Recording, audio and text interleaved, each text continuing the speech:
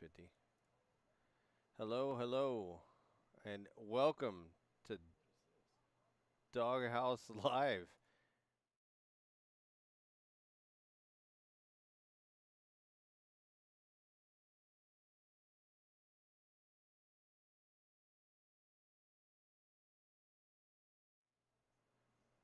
There we go.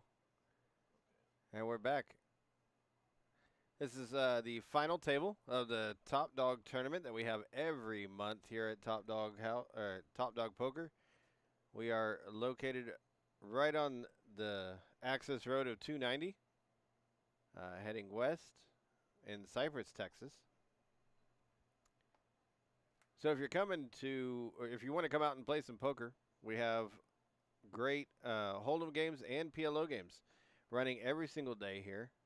And then we run a tournament at least every single day. This is our bigger tournament that we hold once a month, second week of the month. This is our 50K guarantee tournament.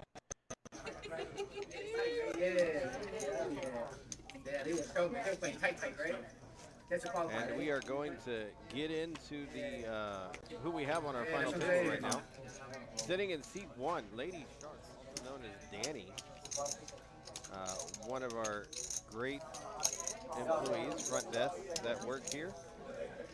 In seat 2, with the chip leader, we got Min.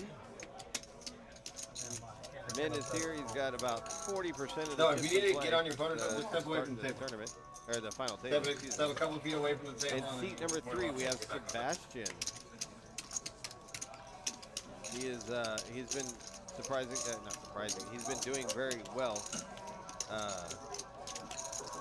as I've been watching him. Then we have in seat 4, we have Preston. Preston recently came off of a 300 and something finish in the WSOP main event this year. And then in seat number 5, we have Andrew. Andrew's been playing very strong, very well this whole tournament. I know better than him. In seat number 6, we have Dexter. Dexter is, as you know, he's one of our commentators and live stream dealers here at the club. He's been doing very well as well. He's got his little hat, his feathered hat there. And in seat 7, making to back-to-back final table appearances, we have Joe. In seat number 8, we have Ahmad, who's also been on our final table for a Top Dog before. And in seat number 9, to finish it off, we have Long. He's also back-to-back final table appearances for this tournament. Everybody here that I've been watching has been doing really well. My name is Eric, and we will shortly have Jeff commentating for us.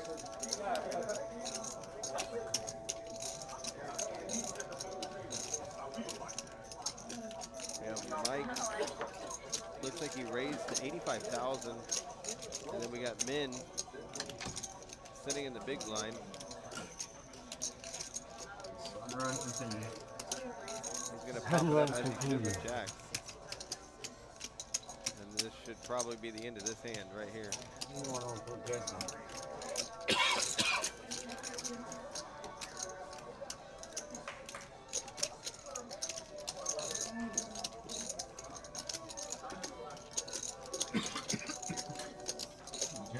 Sun run continued.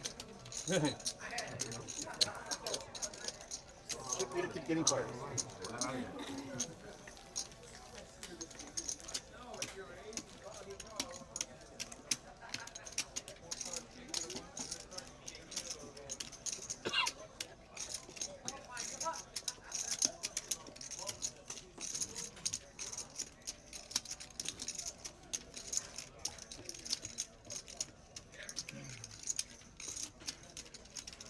So I see we have some people in the chat here. We have Shelby and Andrew, Miguel. Hey, thanks for joining us to watch this live stream. This is on a 30-minute delay.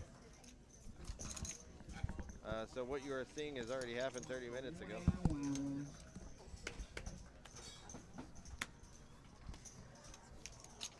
And we'd like to welcome Jeff to the box. They're in this commentating booth here. Good evening, everyone. How's everyone doing tonight?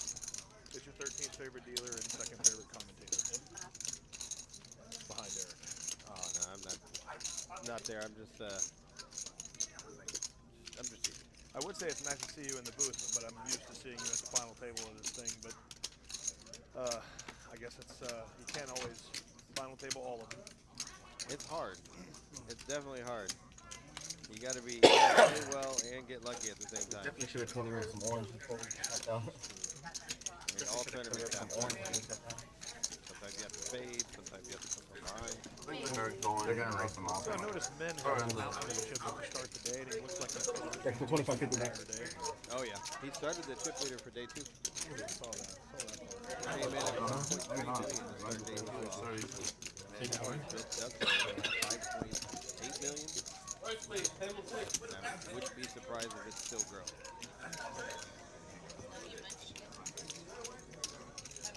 He's got lucky a couple times throughout this. Yeah, there was one 3-way all-in.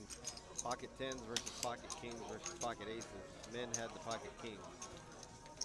Spiked the king on the flop. And knocked out 2 people at the same time. No. Yeah, they need to race them. He had ace king versus jacks versus. Yeah, I forgot that part. King 3. So it says my audio is a bit low. I guess can people hear me okay? Is it better now? Could be better now.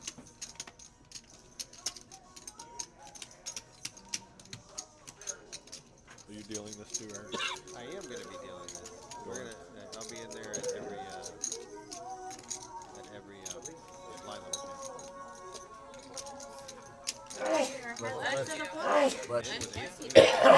I'm running it right now. Full-fledged card. Man, give him a moment. It's always fun. Does spike the 8. He has middle pair. Knowing Preston, I'm pretty sure he's going to check this. And it looks like I'm wrong. He's turned over a new leaf. He's leading mid-pair now. Into the chip leader, I think. Who raised it?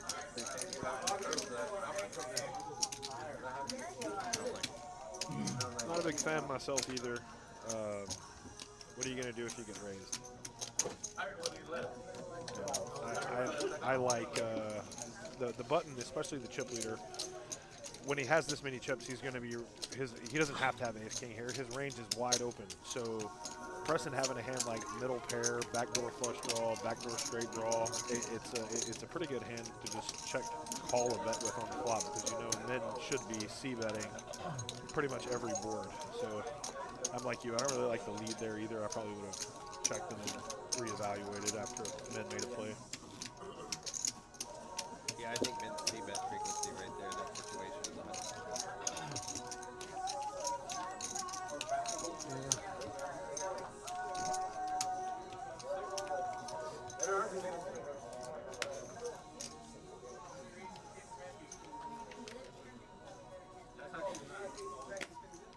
Miranda, good game. I saw you made a deep run. She busted me up in a big 3-way all-in on day 1 and rode that stack to a day 2 finish. Good job, Miranda. What'd you get, Miranda? 16th in this? Something around there, I think. Good for you. Good for you. Always good. Always fun to go deep in a tournament. I agree. I've done that a couple times. As everyone will see when I get into the box, I'm actually wearing the dog tags, which is the trophies that we give out for the tournament to the winner. They're making gestures of my ego in here. Oh, Rick. Oh, there's Rick in the chat. She got 20th. Good game, guys. 20th, nice. Yeah, only in for 160, so you probably quadrupled your money. Never a bad return. What, 20th was what, 650, I think?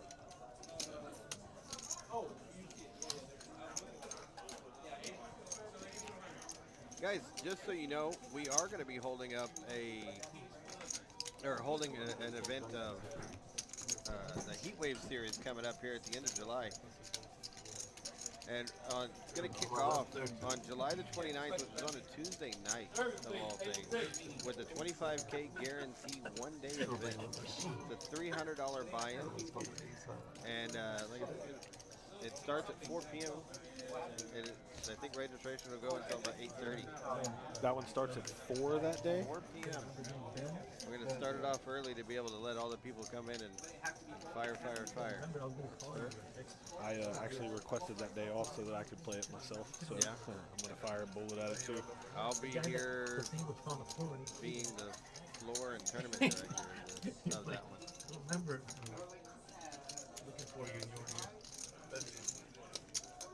And then for the main event of that series, we have the Heat Wave and the Heat Wave main event series. It's a 150K guarantee Texas Hold'em tournament. It's a $400 buy-in. It's going to start on August the 6th, and we're going to have 2 flights every day on Wednesday, Thursday, Friday, Saturday, and 1 turbo Sunday morning. Yeah, that little turbo flight is normally pretty cool on Sunday. It gives away 3 or 4 seats, and people get in here and gamble because they're trying to make it to day 2 last minute. And Yep. I like that little turbo. Long, he did that today.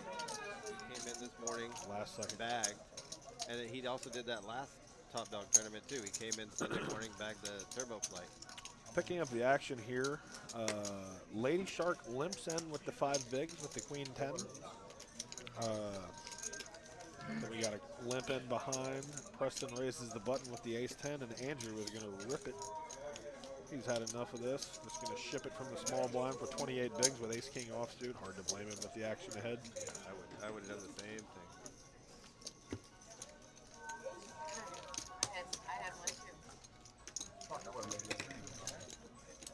I hear the wheel spinning out there. Looks like somebody just had aces cracked. That is one of our promotions here in the room. So you get aces cracked, and you get to spin our wheel one time with grand prize $400. That's on Tuesday. Then we also have a VIP program here at the Clubhouse. Well, you could have. VIP players get a chance to spin whenever their aces Yeah, cracked as well. well, you could have In order to become VIP, you must play, was it 90 hours?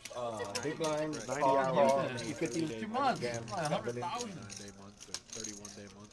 However, Probably too much. calendar month, we'll do it Like, that. You know, also in that series, we have a PLO event. And it's $75,000 one-day PLO. No, not one. Oh, that's a multi-day. That's okay. a multi-day. It's we'll have 2 flights on Thursday, 2 on Friday, 2 on Saturday, and 1 Sunday morning. $400 buy-in, 75K guarantee PLO. It's a great structure, and if you like PLO, it's a great tournament to come out to Bink one, because that's a good payout too for 75K guarantee. Eagle. This tournament has quite a good structure to it. 30-minute levels. If you do the full $260 buy-in, you get 60,000 chips.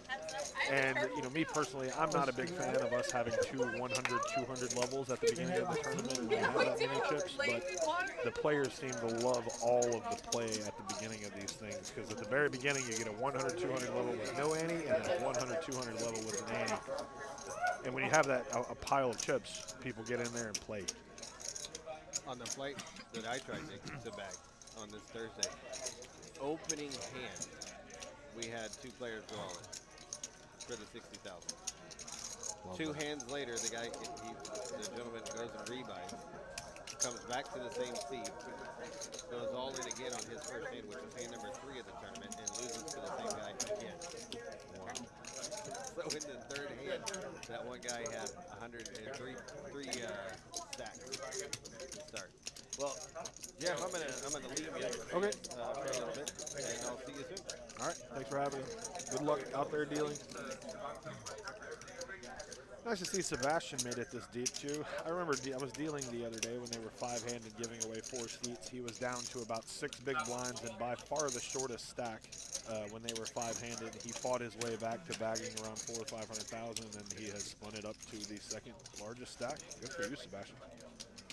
Well done.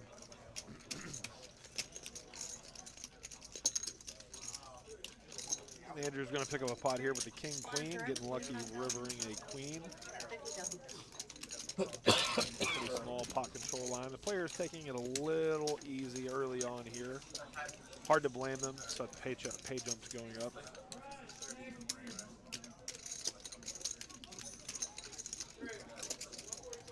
Right now, Min is the chip leader, 5.6 million, and Dexter is bringing up the end with 200,000.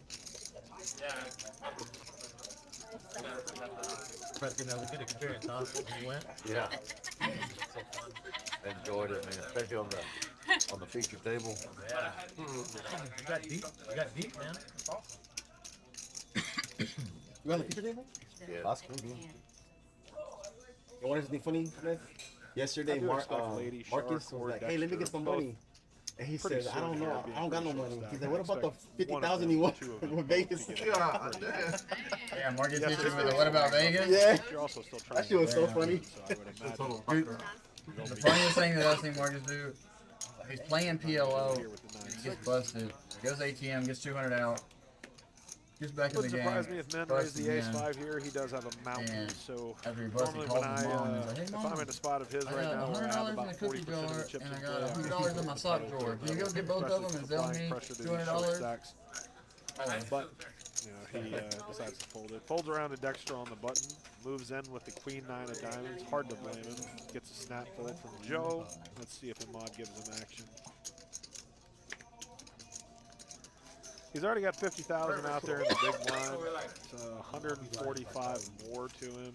I don't see him calling here. I mean, he really just has a ragtag 8-7, but he may just feel like gambling. 3 big blinds total. It's about 10% of his chips. Yeah, it's pretty standard fold.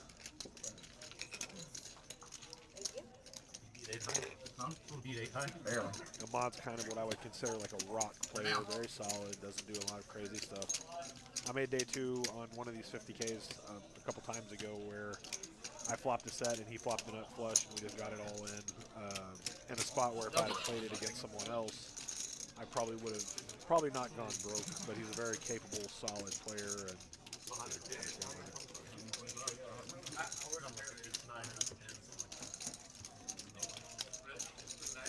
a lot of experience with all these people, though. As a dealer, even here, know we if see them all on a pretty regular basis.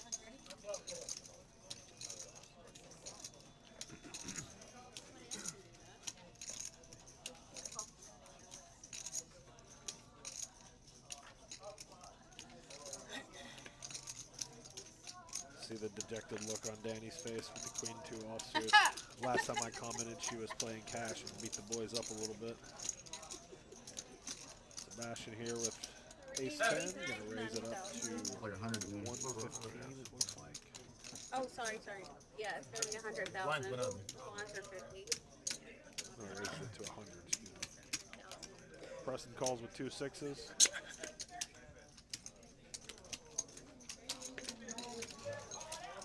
Classic flip going to the flop here.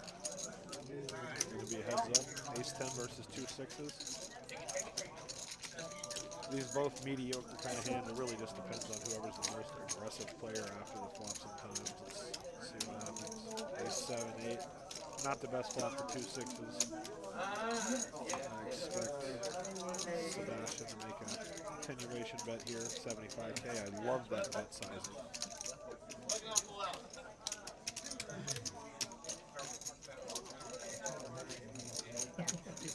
And of course, Preston, fresh off of his 300-ish place in the main event, makes the right decision and lays it down. Good on you, Preston. Thank you.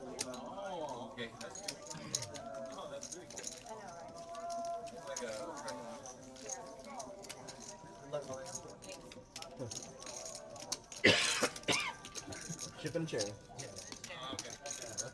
Kyle Fazzani is Team Dex. Who are you guys rooting for in the chat? Dex definitely has the best look, I'll give him that. You can't beat the hat. 25K up to 400. You just can't beat the carefree attitude.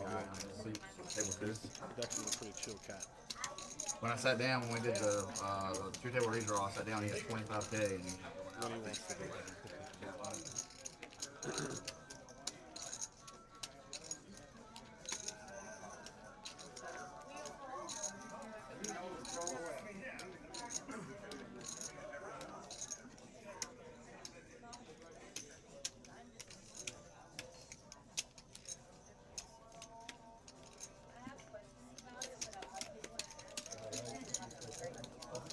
Folds around to the button.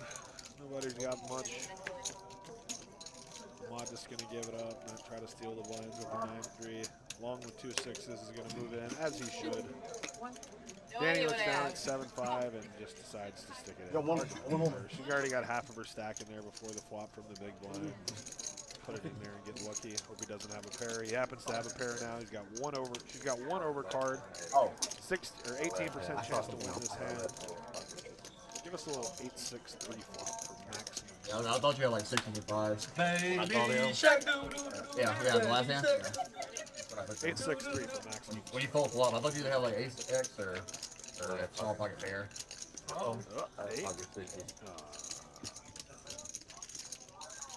Nobody's got spades. Deuce. Nanny needing one of the last 3 Seven. place finisher. GG's Nanny, good game. Play. As always, very solid player. $1,400 for 9th place. I got the one page jump I was trying to get out of mine. Nice work. Nice little pay jump for Dexter there too. When you have a few big blinds, you're always excited to make a few hundred more dollars. 17. 11,000. 350, 250, 3, 4. Weird. Shouldn't it be going up a little more every time? I'll take my 350. Take it what? My 350. Oh yeah, you got 250. But the next one after that's 250. Thanks, you're welcome. I would have got a triple out of that. Yeah, I started it. No, you call, I would have jammed. I don't know if you would have And then called. there were You 8. know how much shit? No, I was gonna say I would have jammed and I would have tripled up. GG to Danny, our last lady standing. I just saw that there were 18 people left in the WSOP as well. One woman still left in that field as well, Leo Marget. Rooting for her. Second time she's the last one standing. Andrew wakes up with a big hand, 2 queens. See if we can find anybody with some action.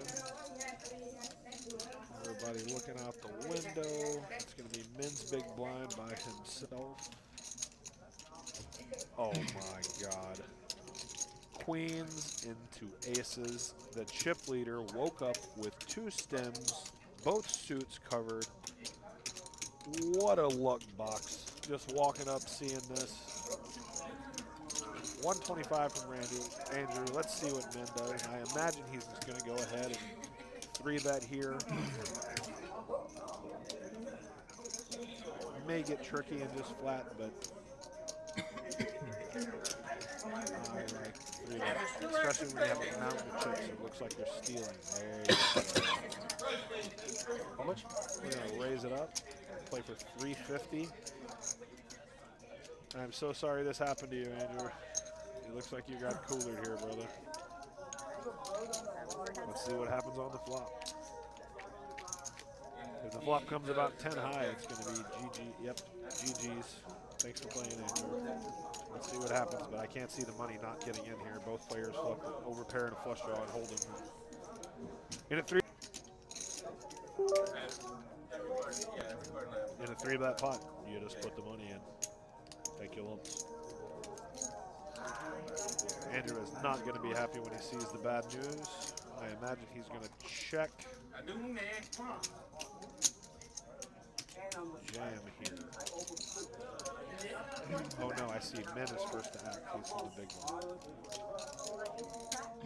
Let's see, how much is it in the pot? There's 750K in the pot, about 15 bigs. I expect Min to bet around 350 here.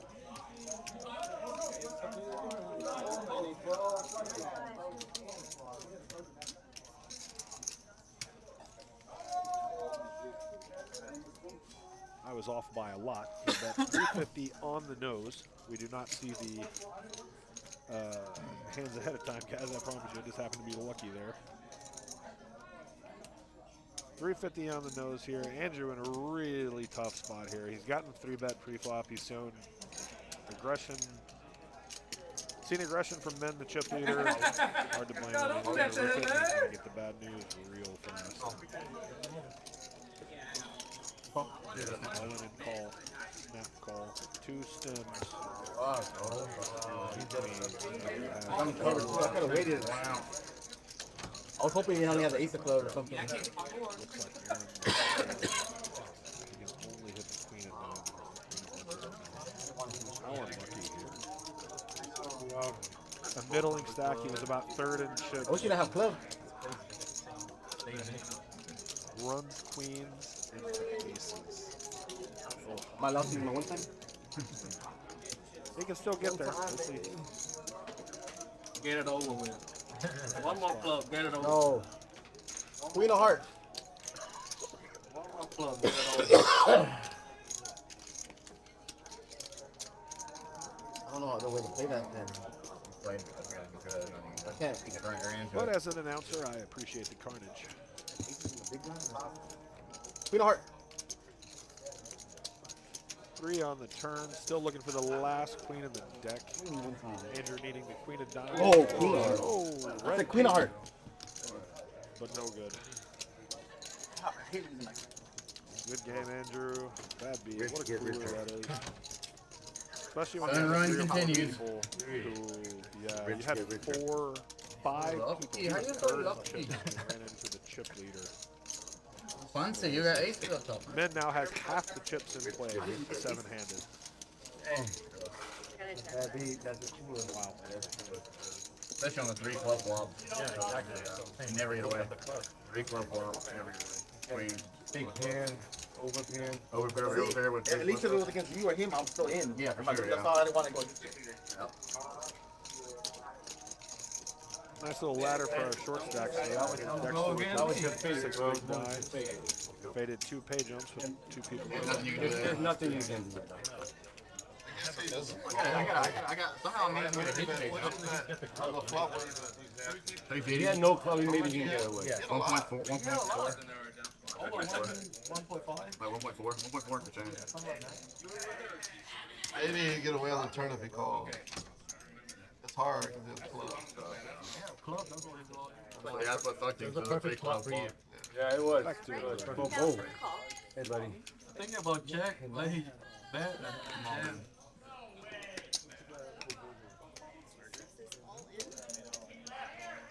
Dexter ripping it in with 6 big blinds here with ace 4. He's about to be the big blind himself, so hard to blame him. Play to win. That's what I like about Dexter. Dexter's always playing to win. You want another club?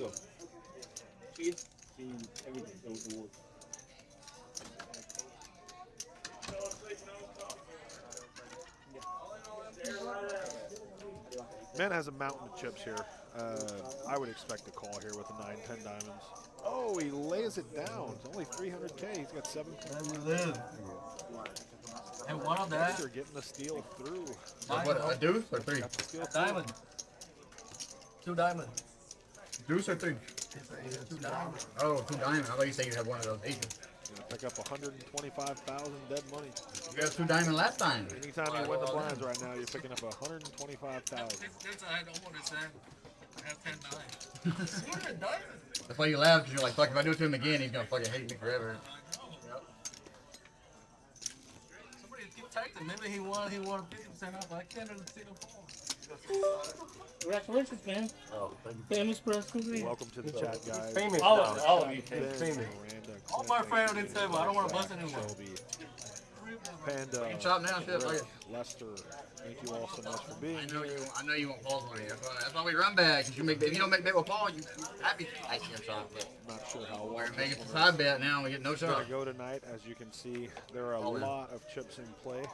The middling stacks have around 30 to 50 bigs. Our chip leader has 150 big blinds. Dexter being rewarded with 2 jacks. Still less than 10 big blinds, so of course we have to get it in here. Hoping from a call from a chip leader with a hand like Jack 10 suited.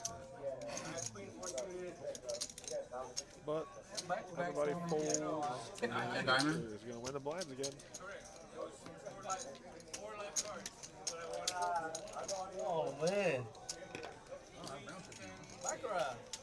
That's Back to 570K, over 10 bigs. And moving into the big blind. Welcome to the chat, Elizabeth.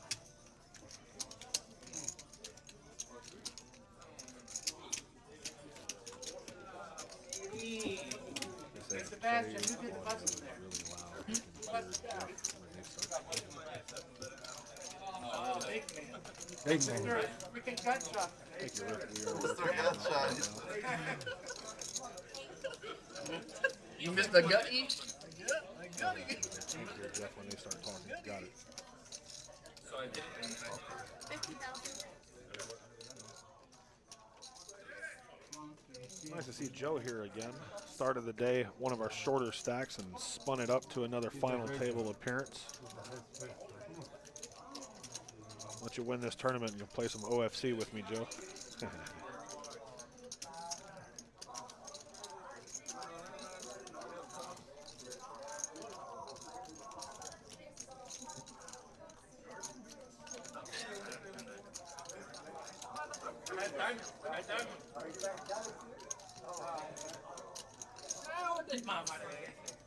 Motherfucker.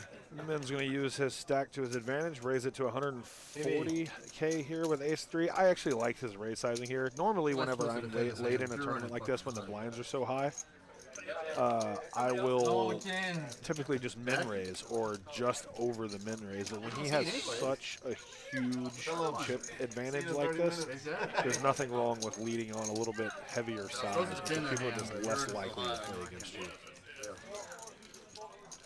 I expect him to be very active, steal a lot of pots, And doing all the work down there. a lot of small ones.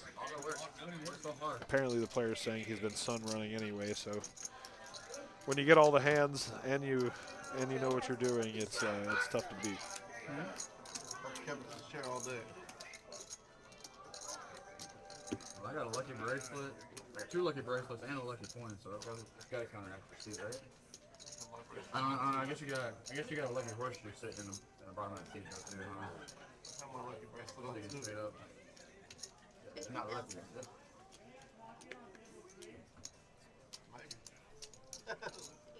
Also want to say thank you to our 2 dealers tonight, Elizabeth and Eric, our returning, reigning top dog champion did not make another final table. Thank God. I'm just kidding. It's a weird thing. What's that? Let alone day 2. I'm getting reminded that by someone else in the booth. No, Eric, we love you, man. We just we like busting your chops a little bit. Back to poker action though. Long raises it up with 2 6s.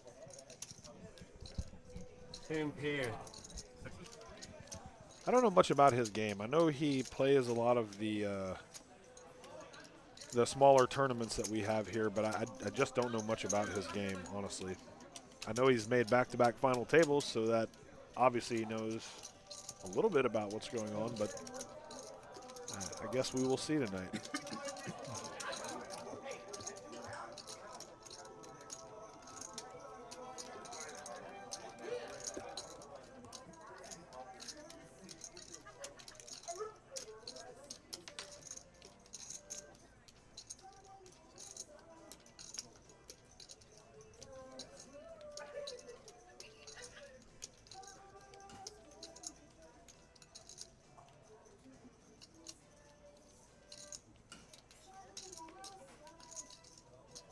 And on to the next hand here. Long looks down at the 7 deuce. I guess they're not playing the 7 deuce game in the tournament. Folds his hand. Sebastian raises it up with a 9-7 of hearts to 110.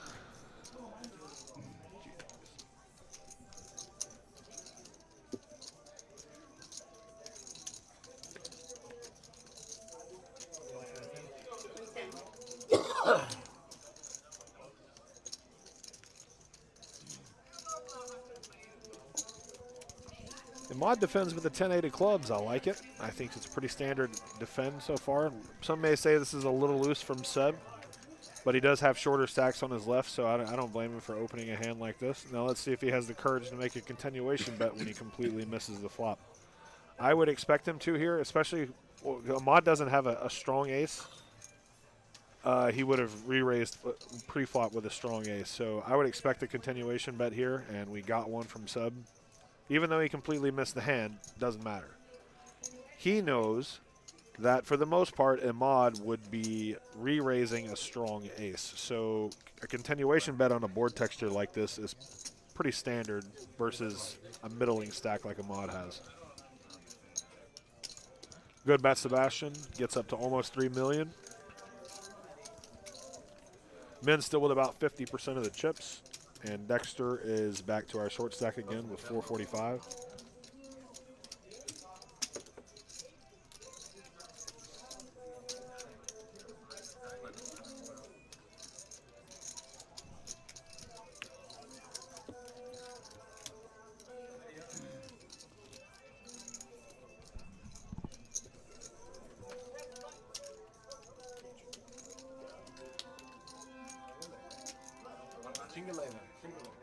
I know I'm gonna shingle his ass.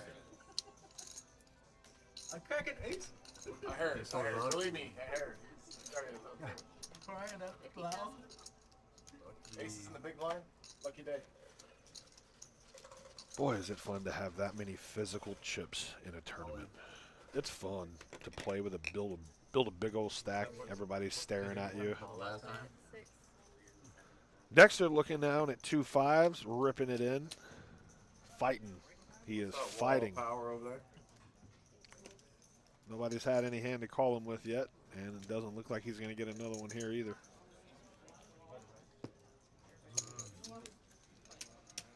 Shows him 2 5s, picks up another 125K. I promise you, he would like to be called in one of these spots. He is ready to double up and get back in the game a little bit.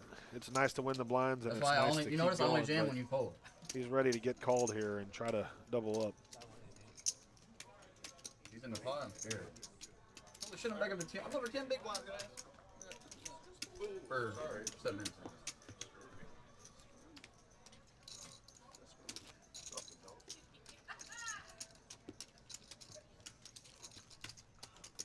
Blinds are still 25 and 50K. Next level, they're going to go to 30 and 60. Baskin Robbins over there doing it. Like sherbet. All right. Yeah, it's a fat thing. I know what sherbet looks like. We know you know what you're doing.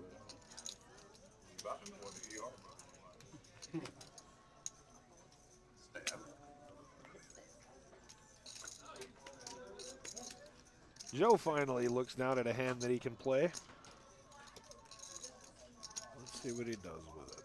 120.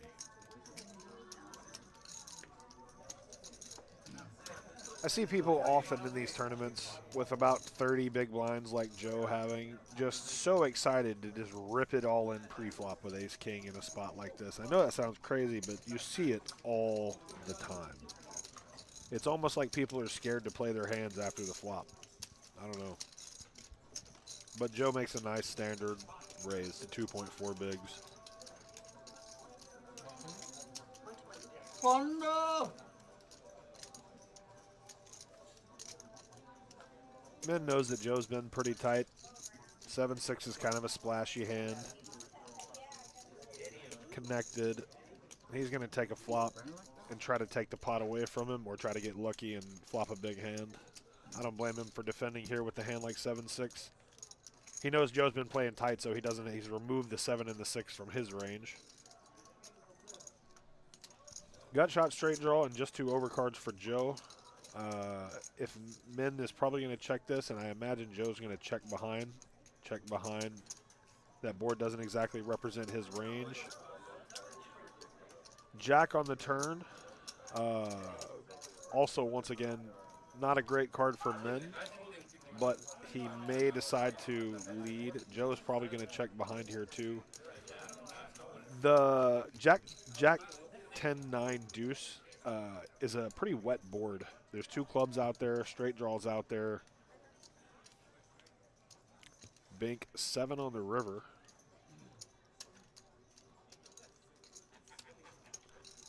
Way too hard to represent an 8 here, so I imagine this pot just goes check, check, and then Joe gets the bad news on the river and sees that he's been rivered. He doesn't know it, but if he had bet the pot on the turn, he wins the hand. I folded 10. No Limit Texas Hold'em is a game of aggression, and oftentimes the most aggressive players end up winning the most pots. So I think if either player takes a bet or a stab at either one of those pots, or either one of those streets, they probably win the pot. Easy to say from Joe's perspective, looking down when Min has a mountain of chips in front of him. Did I look good on TV too? No, you ugly, by the way. Sometimes you just have to take the safe route and check. Tell me how you really feel, Mario. Yeah, I agree, Clint. Min is in such a good position right now with all these short stacks out here. It's time to lean and put pressure. Any poker book you've ever read or written says when you have 50% of the chips, it is not time to let off the gas and hope other people take each other out. It is time to lean and put pressure on your opponents, especially the shorter stacks. Preston here with 18 big blinds with 2 4s. Looks like Dexter and Preston. Dexter's got 570. Preston has started the hand at 885. I expect Preston or Dexter to just get it in here. Wow. Folds. Ace Queen for 11 big blinds. And wow, it's almost like he is a sensei of some sort. Joe wakes up behind with 2 kings. It's like Dex sniffed it out somehow. Folds the Ace Queen. With what do you have? With 9 big blinds, 10 big blinds. Joe re-raises it. Like he's so excited. Dex is so excited right now. It's like he's like, you know, a hand that he could have gone broke with. Literally 99% of poker players go broke with. He just rips it in with Ace Queen and 10 big blinds and decides to fold. I guess he sniffed out what was coming. Ran into 2 kings. Look at him. You're free rolling now, Dex. Just get it in. His open's big. Oh, ace king? Ace queen. If he opens normal,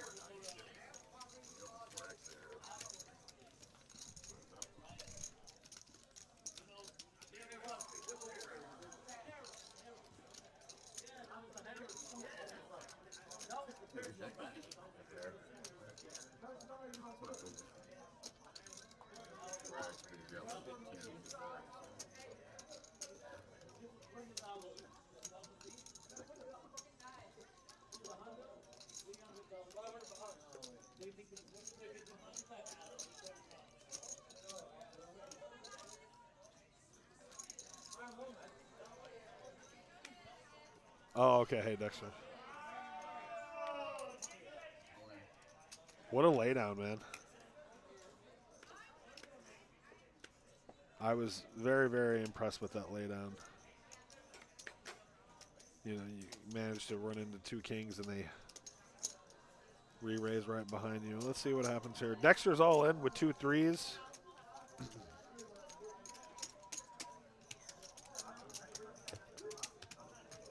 And everybody folds again. Playing this short stack like a ninja.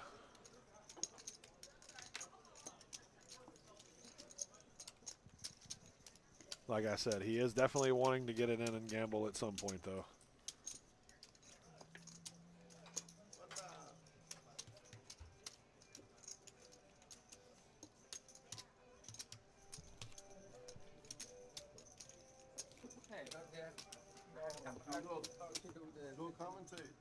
here, go talk. Go do 22 people watching right now on Facebook, 32 on YouTube, and it looks like 2 on Twitch.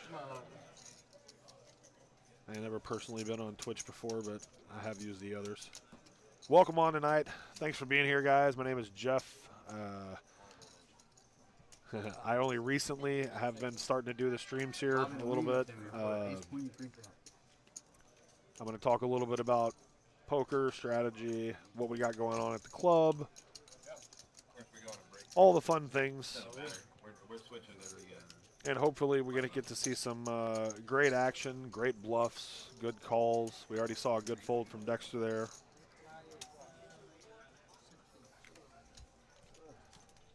The mod makes it 110. So they say to clubs, Preston just looks like he smooth calls King Jack off here from the small blind and a 12 big blind stack. I'm not a big fan of that myself, but No, Chuck. I know you love mountains of pink. now he's got himself in a tough position. Mountains of pink. I love it. Flops middle pair, middle lean kicker. Enjoy mountains of pink. Let's see what a mod does here. He may check this back to represent some weakness, but he also may just make a continuation bet too.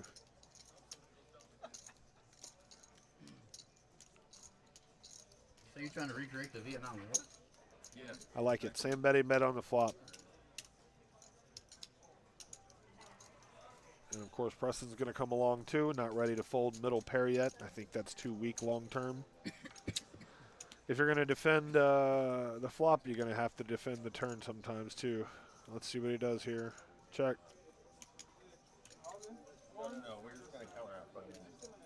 Preston has 4 outs. He is only going to win this hand about 12% of the time. Let's see what the mod does here. Preston, he's going to check back. Oh, the river is the king. Check, check. Mod's going to get shown the bad news.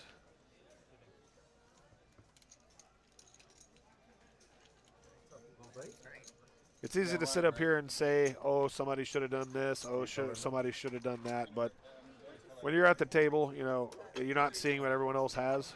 The decisions are amplified. And Fat and ugly is not a handicap. It doesn't allow you also a little bit harder, especially when you're playing for lots of money. But it looks like we're going to be on about a 10-minute break right here for the live stream. They're going to be coloring up some chips for the players, doing chip counts and stuff, so we will be right back. What's that?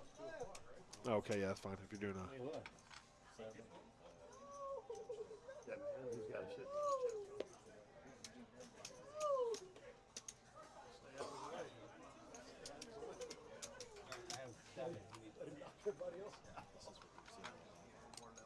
Yeah, they're seeing the color up, right? Yeah, yeah. Okay, guys, like I said, we're doing a color up right now. They got players on a 10-minute break. We will be right back.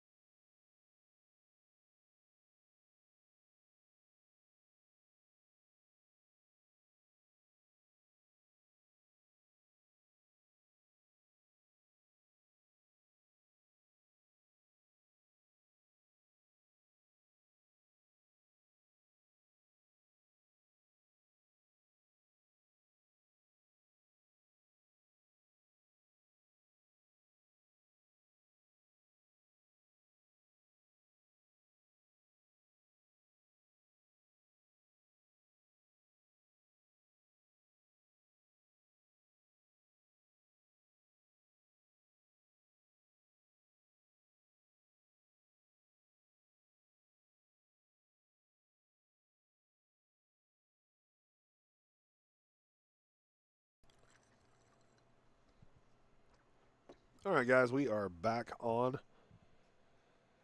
in action here. Our dealer is going to be Eric, reigning Doghouse champion, ×2. If you didn't know that, I promise he'll tell you about it.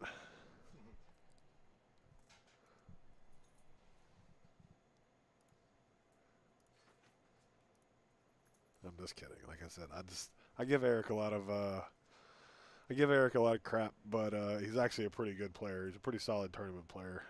He just but you know, it's all friendly.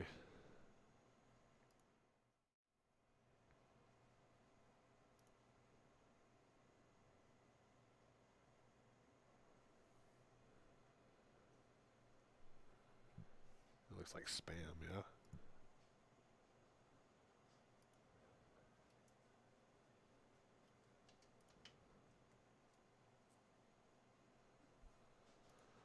All right, guys, we're back in action here. Preston raises it to 225. The blinds are 30 and 60K. I wonder if he was playing in the main event, if he was raising the same raise sizes before the flop with those hands. I'm not sure if he was or if he wasn't, or if this tournament's a little bit different, but he's just going to go ahead and flop the top pair nut flush draw with it here, though. Joe's managed to flop nothing, and we're going to just get it in. 730K. Shows him he flopped the nuts.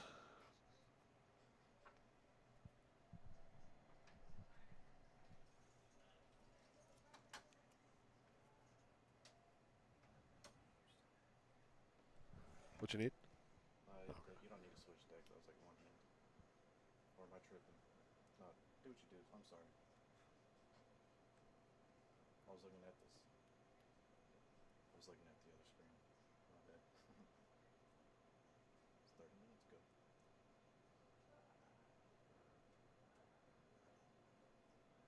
Yeah, I wonder if I'll have to ask him about that later, if he was doing those raise sizes in the main event, because I imagine if he was, then I imagine the more experienced players were probably exploiting him a little bit. That's kind of a chunky raise size in a tournament. Anything more than like 2.5x is considered a large raise these days in tournaments for opening tournaments, for opening size raises. Move the water bottle. On our main event, the 150K, make sure if you can announce it and say there's a 1K double back bonus. Okay. Do you want me to pull it up? What's the buy-in on that one more time? 400. As a reminder, we want to remind you guys that we have our Heat Wave series that's coming up at the middle of July, the 150,000 guaranteed. The buy-in once again is $400 for that. That's $380 and then $20 for the staff.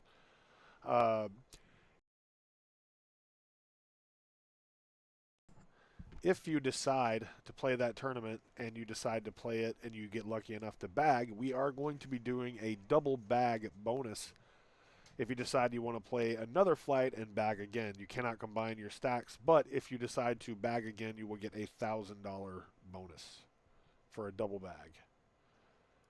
Oftentimes in these tournaments that have double bag bonuses, it's not more than twice whatever the buy-in is, or say 300, you would get like 600 for a double bag, but we're doing it 2.5 times the buy-in for the tournament for a double bag.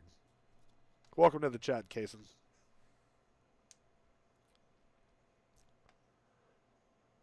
Rooting for Sebastian, I see.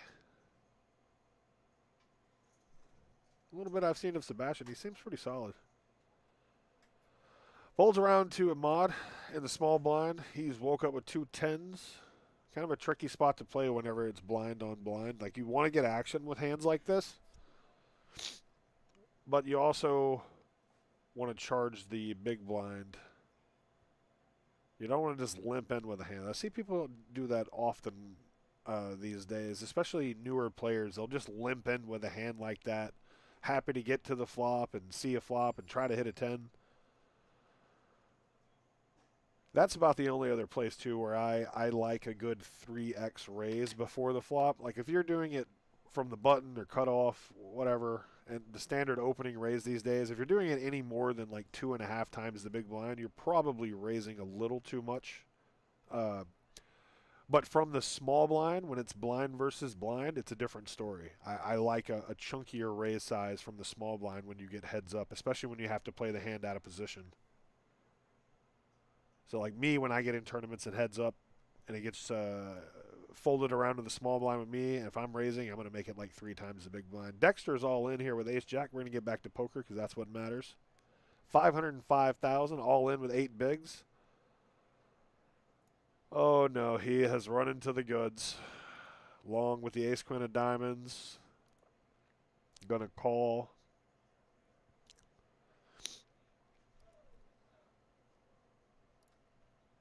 And Dexter sees the bad news. Ace of spades, jack of hearts versus the ace-queen of diamonds.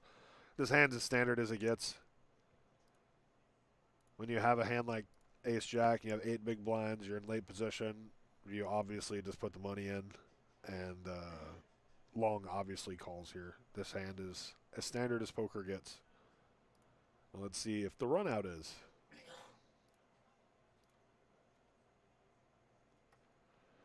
That is not a very good flop for Dexter, but it is a great flop for long. Dexter went from 3 outs to 2, and unfortunately now none. The meaningless river, I hope it's not a jack of hearts. Oh, okay, that would have been a sick needle. Well, he's already got the jack of hearts in his hand, but you know what I meant.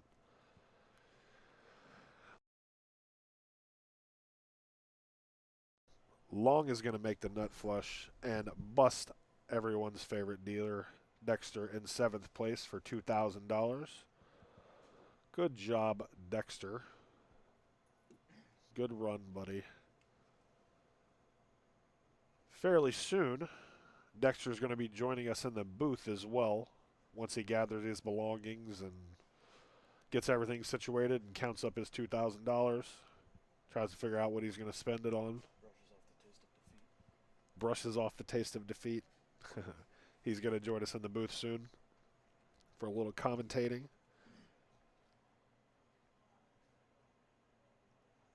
Mom says ace-jack no good.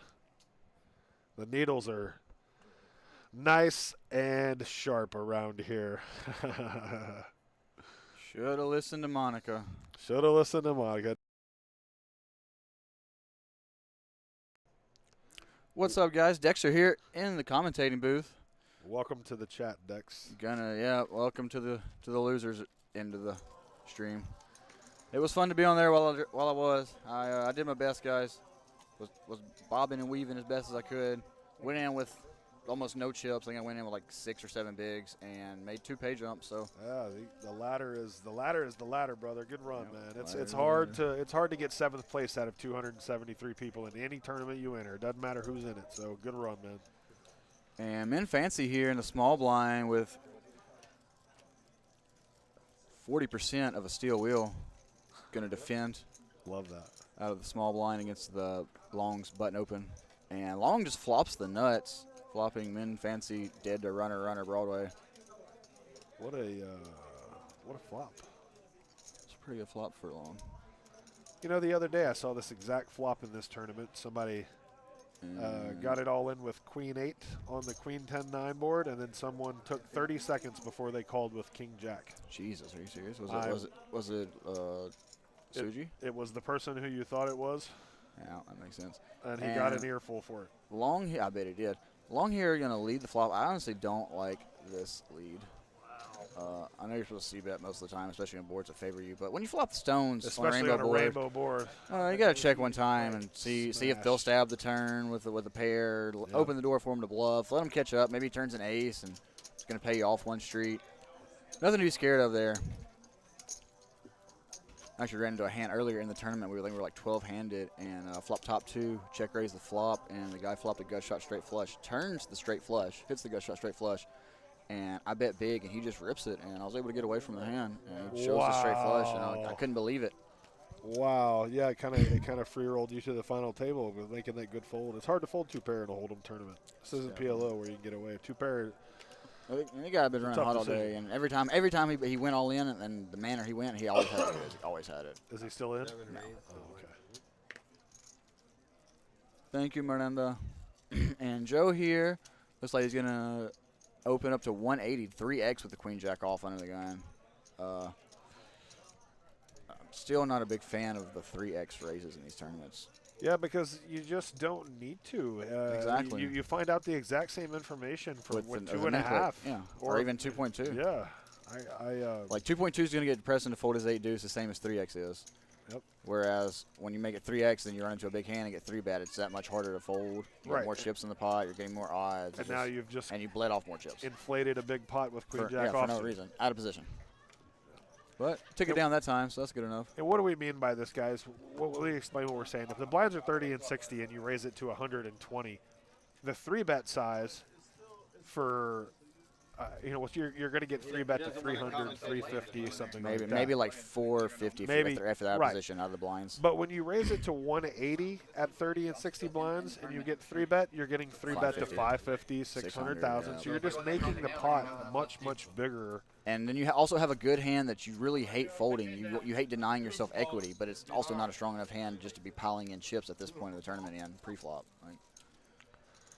Yeah, like I said, we're not here to critique players' decisions per se, but we're just, Joe's our friend, and we're just we like discussing poker strategy. Yeah, we like talking the strategy about it. We're here commentating, and here we got long men clicking the standard play, the 8-9 off in the hijack. 8-9 suited in the hijack. It's a good raise, and men fancy just gonna come along in position with the ace-6 of diamonds.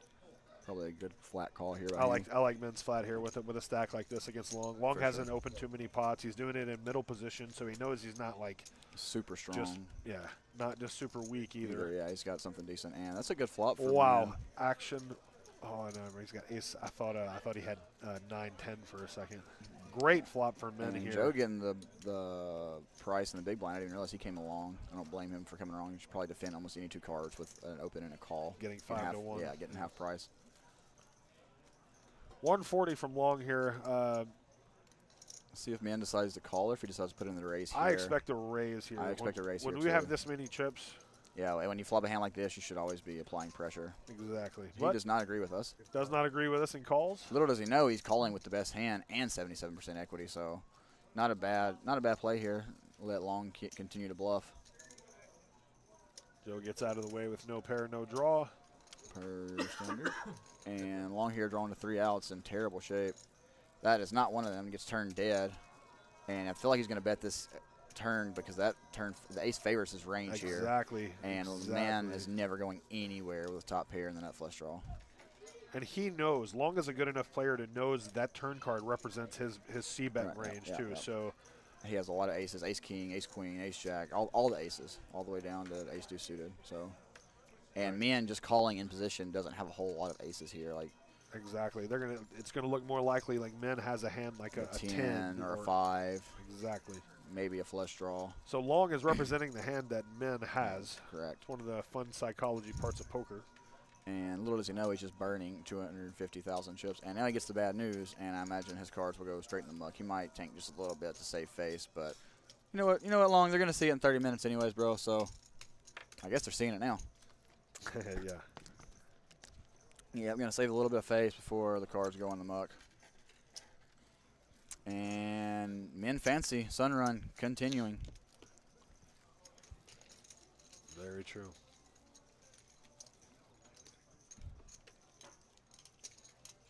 With 53% of the chips in play, 6-handed. That is a very, very strong chip lead.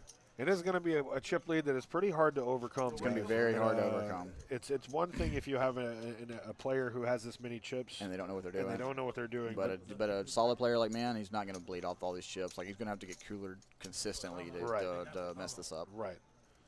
And for those of you who don't know, there was a side bet between him and one of our dealers here, Paul Maburu.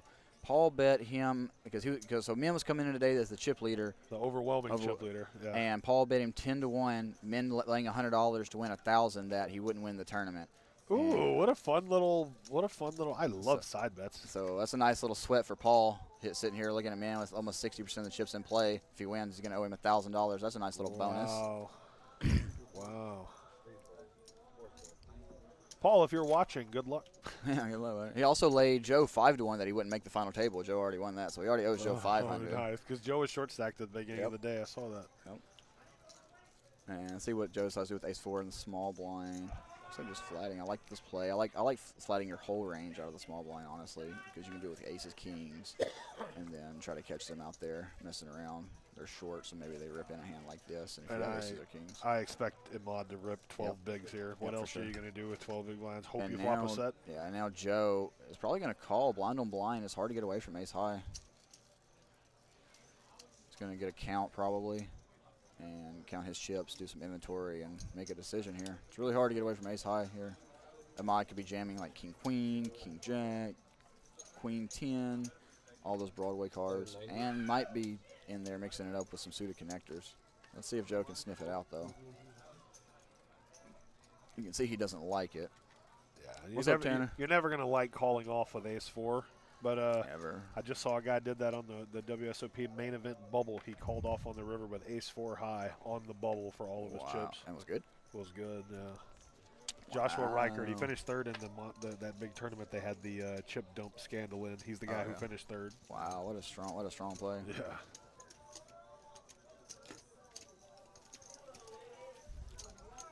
And here you see our chip counts. Men fancy with 53% of the chips in play. Sebastian right behind him. Well, not really right behind him. Trailing pretty far with 17%, 2.6 million. I like Sebastian's game. I was dealing to him the other day when we were 5-handed in the first flight. They were giving away 4 seats, and he was the shortest stack, and he just grinded it out. And he grinded out. He finished second in his flight when it was said and done. Good for him. So in my flight, we got down to 4-handed, and I think I was the chip leader, and then within 2 orbits, I was we were bagging 3, and out by 2 orbits, I was a short stack at the table and ended up bagging first. Bagging the chip lead, yeah, yep. I saw that. And then just never give up, guys. Just always remember, whenever you're in a spot, as long as you have chips, you're able to continue playing and never give up. I heard Men got all of his chips the last hand of the night on his flight. Bubble, really? All in aces versus the second biggest stack who had 9s. Jeez. Our fearless leader, Roy. That's how. That's how I took it down with aces the last hand of our flight. Must be nice, NBN. Aces and deuces. I had a shot in this tournament to get a good stack on day 1. I played a couple of bullets, had close to 200. We played a 200,000 pot with Miranda. She had queens, I had ace king, and another guy decided to get a little suicidal with king queen of diamonds. But we got it all in 3 ways, and couldn't fade it. Couldn't get there. I flopped a nut flush draw too, and just couldn't hit an ace king or a heart. And, Miranda spun her stack into a 16th place finish. Yeah, so I was super happy to hear that for her. Yep. Congratulations, Miranda. Well played. Sorry, I was the one to take you out, but you did very well. You really did. You really did. I was impressed with your game. Try to teach your dad and your mom a thing or two. Exactly. I know you are listening too, Mom and Dad. I think it was 32, Miggy. Joe here with ace queen, just going to ship it with 22 bigs. 22 bigs. It's a pretty big jam. Like I don't like this jam because you're only getting called by worse. I guess. I may understand why he's doing it though, because it is men's big blind. Yeah, and he doesn't want him defending some random hand. Exactly. Little does he know, he probably wants him to defend the queen 8 off. Yeah.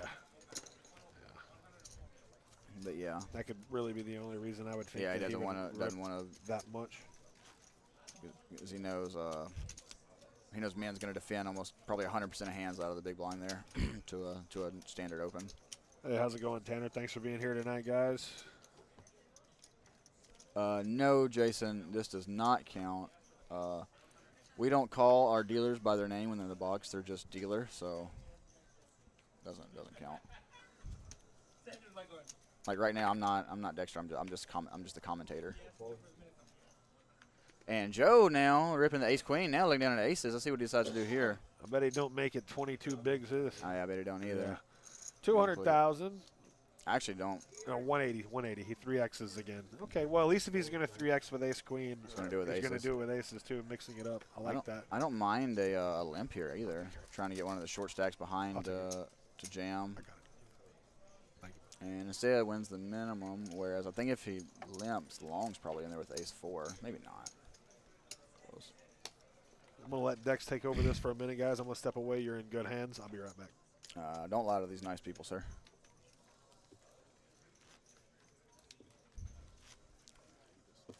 And here you can see our chip count, men falling down below the 8 million mark by 5,000 chips.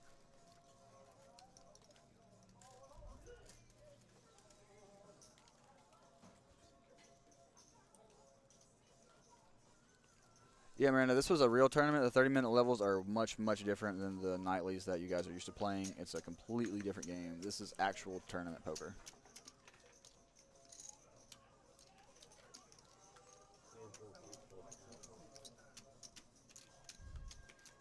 Man, Fancy here with the Jack 10 off on the button. See how big he decides to go. I expect him, let's see, the blinds are 60, maybe 150. I don't know, he's been raising pretty big. Yeah, it looks like he's going to go 320. Been raising big all night, like 3-4x. When you have, I guess when you have the chip lead like this, you have to, you have the right to do that, but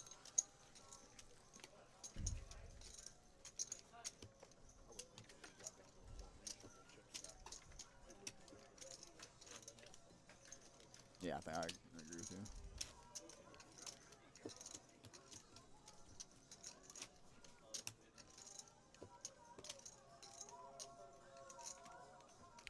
And here you can see the chip stacks again. Oh wait, no, those aren't the chip stacks. That is the cumulative winnings. This isn't a cash game, guys. We don't care about that.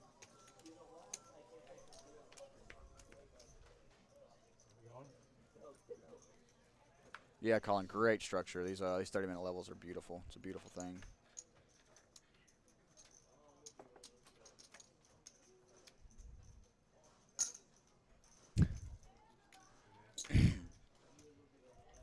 And long here going to open up, looks like to 180.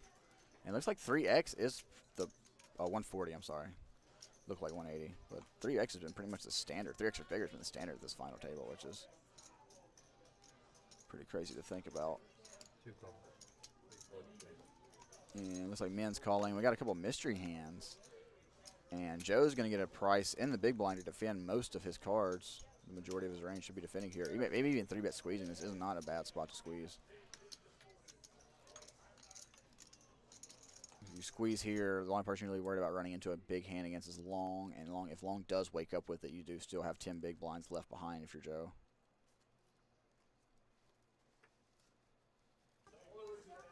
And it looks like we're going to elect a call. Still got some mystery hands. In the chat, what do you think these guys have? Let me see what you guys think they have in the chat.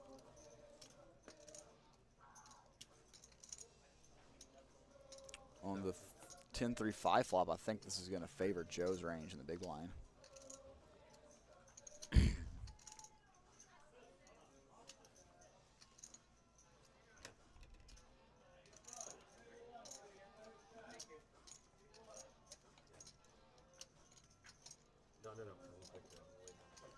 And checked him in here still with the mystery hands. Looks like he's going to elect a bet, betting 100% of his range here in position, I'm sure, with this chip stack. When you have a 4-to-1 chip advantage on the next biggest stack in a tournament at a final table and you're playing six-handed, when they check you and you're in position, you should bet no matter what you have, whether you have a pair. Yeah, it doesn't matter what your cards are. Any two cards when they check to you is good for a bet here. Poker is a game about aggression.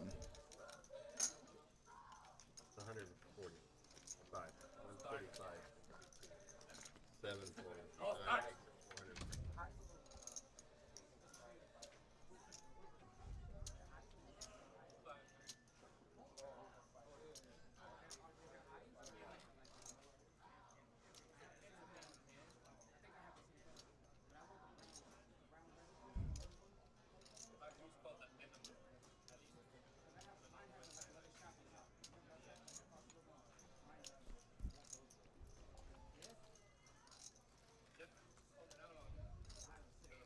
Let's see what Min decides to do.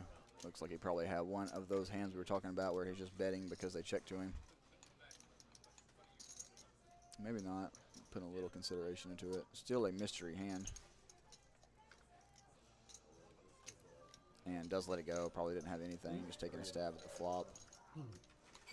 And looks like Long showed a 5. So probably either ace-5 or a set of 5s. More likely a set of 5s. I don't know. With the set there, do you really want to blow him out of the pot, or do you want to check and let him continue to bluff? Kind of a wet board, I guess. Wet-ish.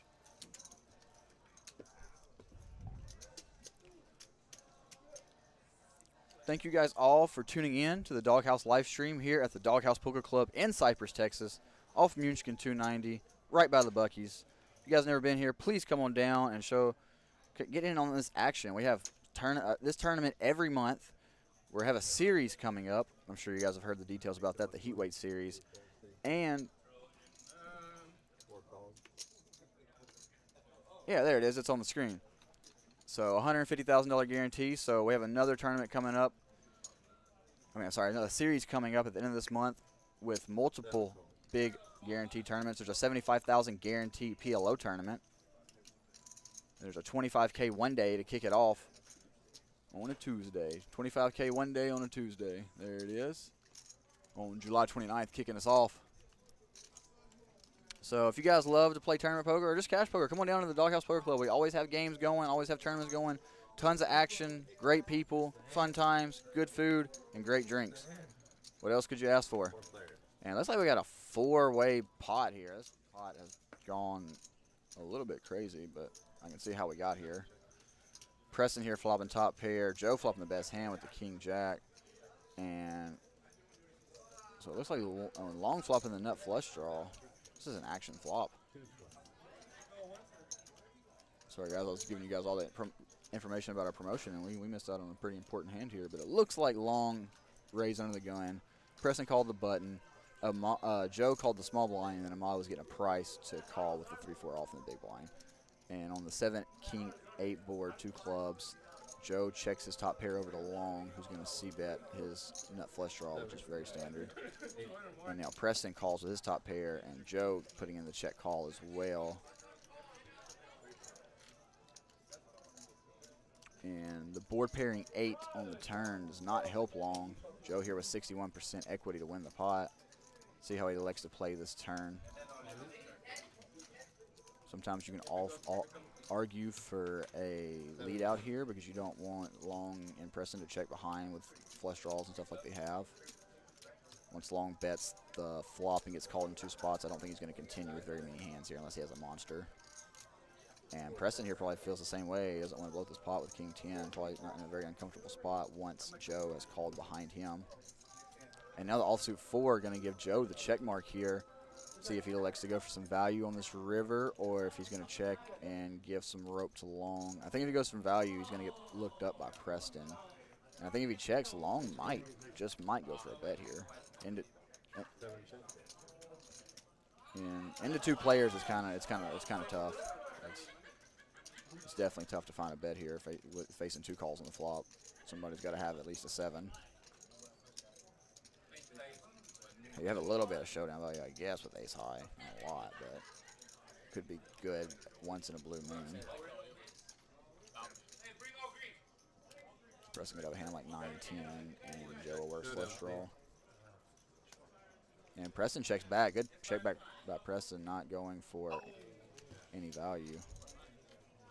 I think that's a spot where I would cut myself. I would have bet like 280. I guess, what are you getting called by? No, nothing. Nothing that you beat, I don't think.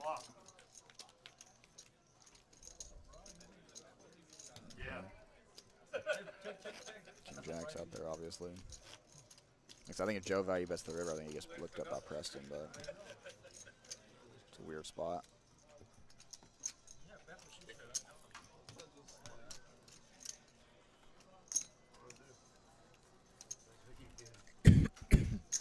And on to the next hand, guys. I know. That's what you do. No. So what do I do? Just stay. Right. I don't know, man. I don't know what the fuck to do on that. I do the best I could. And Joe now waking up with You kings. guys have a king. At least one of you guys. Getting some of Men Fancy's run good now.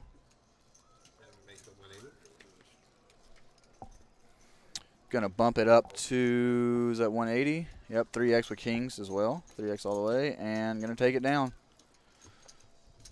And all pots batter now. I know he didn't get any action with his kings there, but just taking down the blinds is huge. It's picking up 150K.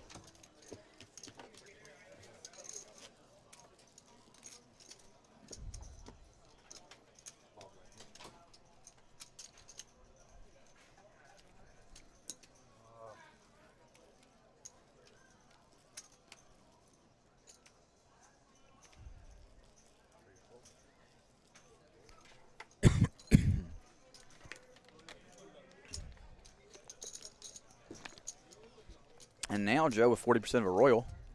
See what sizing he likes to go with here. 3X again.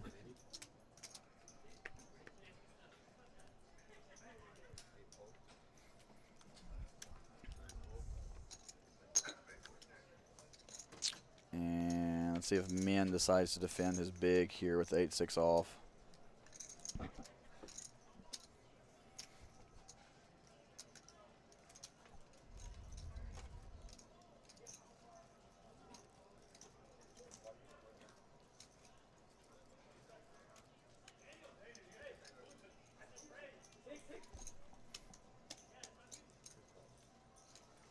And Min does elect to defend this big. I think you should be defending the majority of your range in the big blind, especially being the chip leader. I don't know about facing a 3X open. Most of the time when you're looking at the solver, it's usually facing a min click or like a 2.5 or even 2.2. But facing the 3X, I don't know how much more that narrows down your range. But Min obviously doesn't care. He's got a massive chip lead. Gonna see a flop. No equity on this flop, though, and Joe flop a middle pair and a backdoor flush draw. Backdoor royal, actually. So now he has 60% of a royal, guys. Probably going to tank a little bit, save some face, and then, yeah, put the cards in the muck. Nice hand, Joe. Taking down another pot. Last year. And slowly but surely chipping away at Min's massive chip lead. Down to 7.6 million from 8.2, I believe. What you talking about? I'm not having to think. And it looks like we got a new dealer coming in. Miss Liz going to be coming in the box.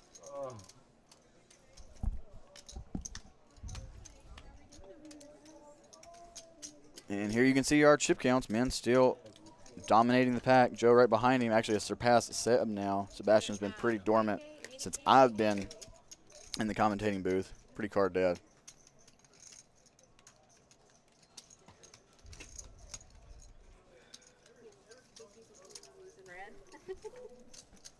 How is everybody doing tonight in the chat? Let me know where you're watching from.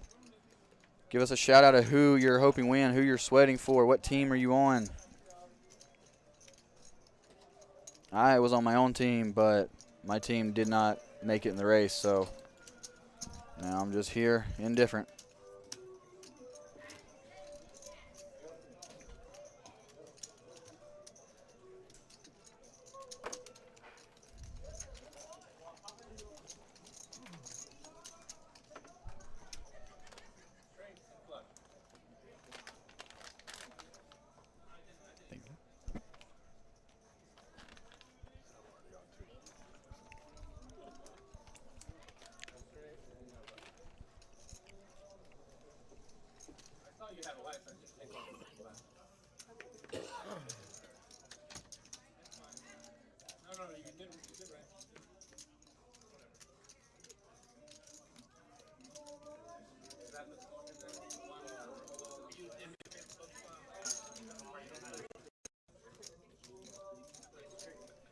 People watching from Cypress, Andrew. Nice to have you here.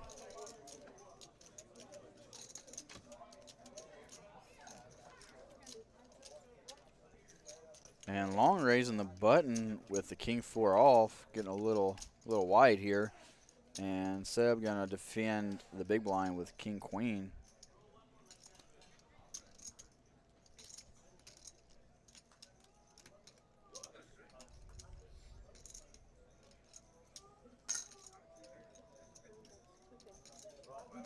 And now Long gonna c-bet, might take it down on this flop.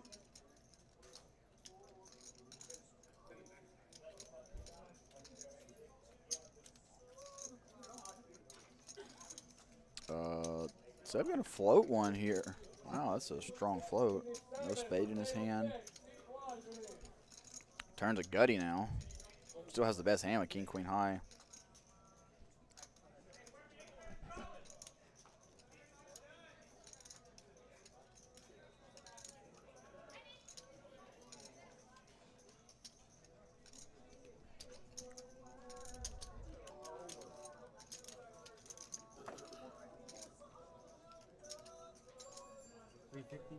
And now we got Joe joining us back in the box.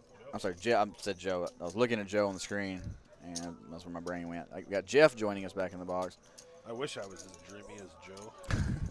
And now Long gonna bet half of his stack here. This is a weird play. I really don't know what to think of this. Dude, this is legendary stuff right here, brother. This 600,000 chips. You bet 350 out of it's. And gets it through. Well played. Yeah, that's legendary stuff right there. I wouldn't do it. I couldn't bring myself to do something like that, but like, I'm impressed. Well played, yeah. Very well played. That's probably why I haven't made any of these final tables.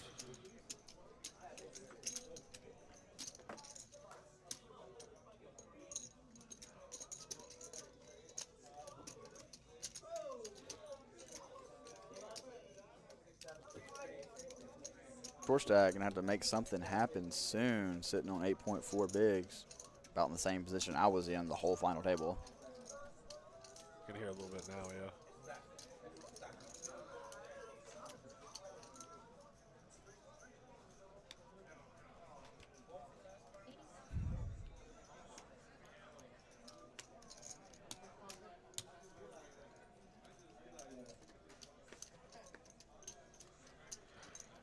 That's what Ahmad's been looking for. Yeah. Ace 10 in. That's good enough to get it in here. I do believe so, and he is going to get it in. See if he can get it through, if he's going to run in anything.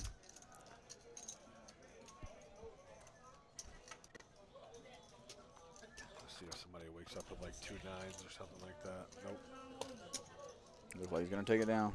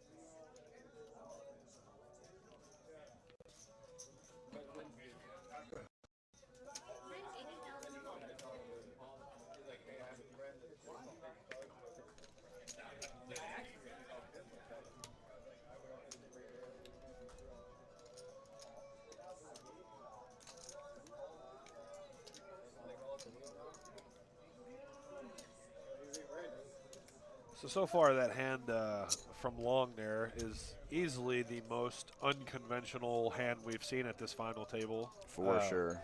That's the most out of line I've seen him get, too. Yeah. I like it. I like it, too. I think on that turn, it's kind of suicidal, though. It's very suicidal. I think on that turn, it's very suicidal to continue betting. But, you know, he looked at it like, okay, I'm going to bet 350. I have 250 behind. If he jams, a fold. If he jams, I'm still saving myself a few big blinds. Yep. And we got a 3-way pot here. Joe's got Sebastian dominated, and Preston also has him dominated, so he's in really bad trouble.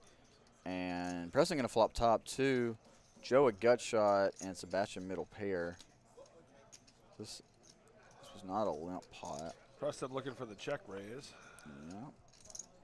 Might get it through. Seb might bet middle pair here, 6-handed when it's checked to him. I would expect a bet from Seb here if they check it. Did he open the button? Did you notice? I did not, but I. Yeah. There it is. And we can see Preston took a long time to think about it with top 2 pair. Yeah, and that's a pretty big tail. Right. That's a snap fold for Seb now. Preston has stopped and thought about it, looked at the board, and decided might have got a call off, but. Oh, he still got called off. Oh, yeah, because Seb bet so big, there's only 2 more big lines to call. Oh, and Seb now needing a runner to make anything happen. 9-9, or he needs a jack right away. Jack would be his best card. Yeah, jack's what he wants to see on the turn. Middle card, baby.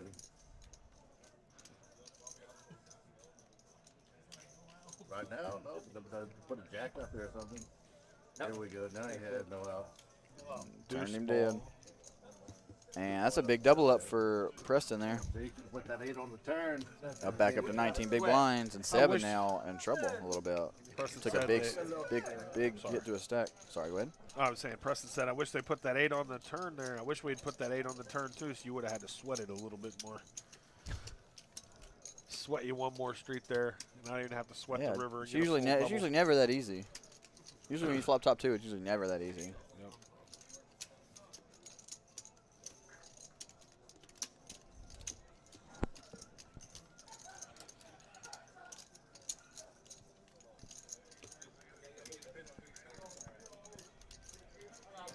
Ben's still with about 50% of the chips while he hasn't played many pots. No one else has gotten knocked out, which means he's going to still have about 50% of the chips. Story checks out.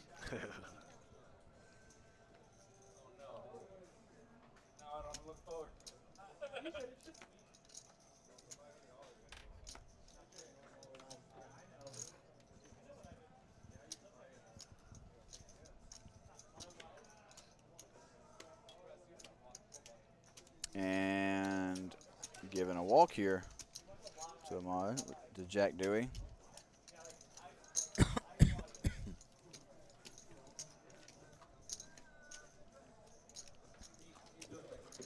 From the little bit you've seen so far, Dexter, whose play has impressed you the most so far? Commentating or playing?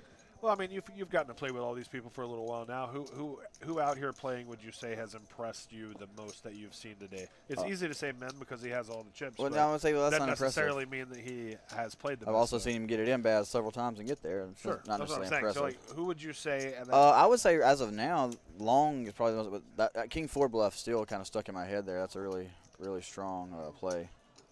Yeah, I don't have that in my game.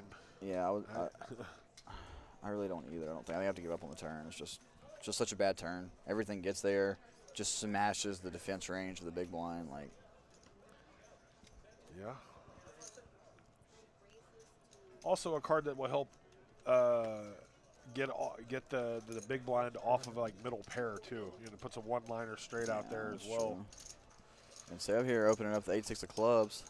I like it. He raised it with the 9-7 of hearts earlier too. And now Long going to wake up with ace-jack of clubs. Seb dominated in a way you don't usually think of when you think of being dominated. See if Seb can hit anything on this flop.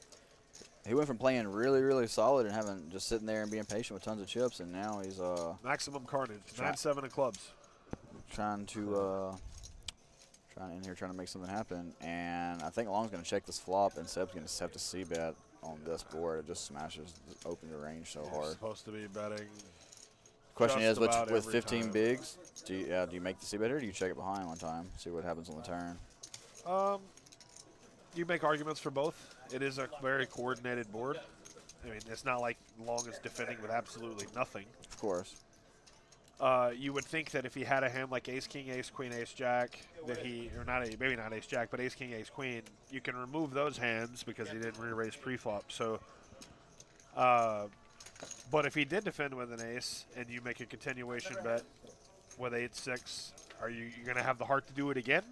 Yeah, so and then is Long folding a ace on the turn by the time all that money's in there. Exactly. It's going to be getting a price to call. So I like to give up, honestly. I think most people would c-bet there, but I think that's a solid give up. Yep. And then I think because he's probably planning to do a delayed c-bet. He probably, if Long checks turn, he's probably going to take a stab at it then. And gives you more information, you know, because you expect being the pre-flop aggressor, you expect people to check to you, heads Correct. up. So you get a lot more information when they check the turn.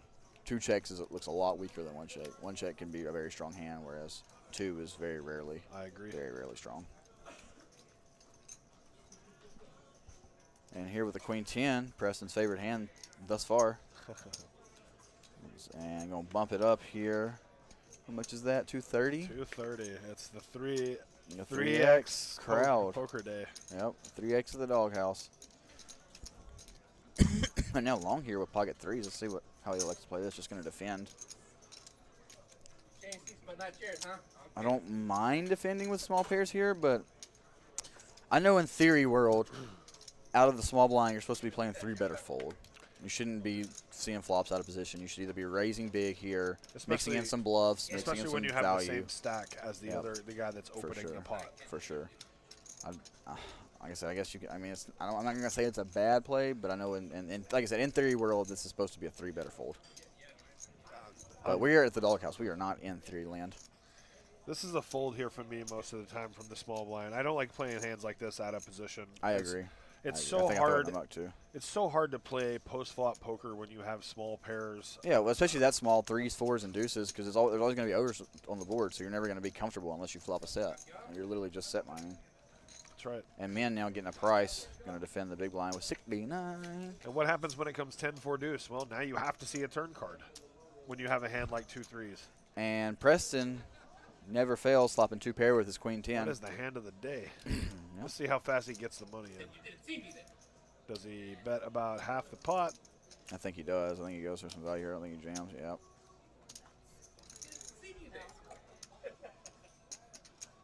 Make it look more like a C bet than a monster hand. And nobody has anything, so he's just going to win the pot right here. Down.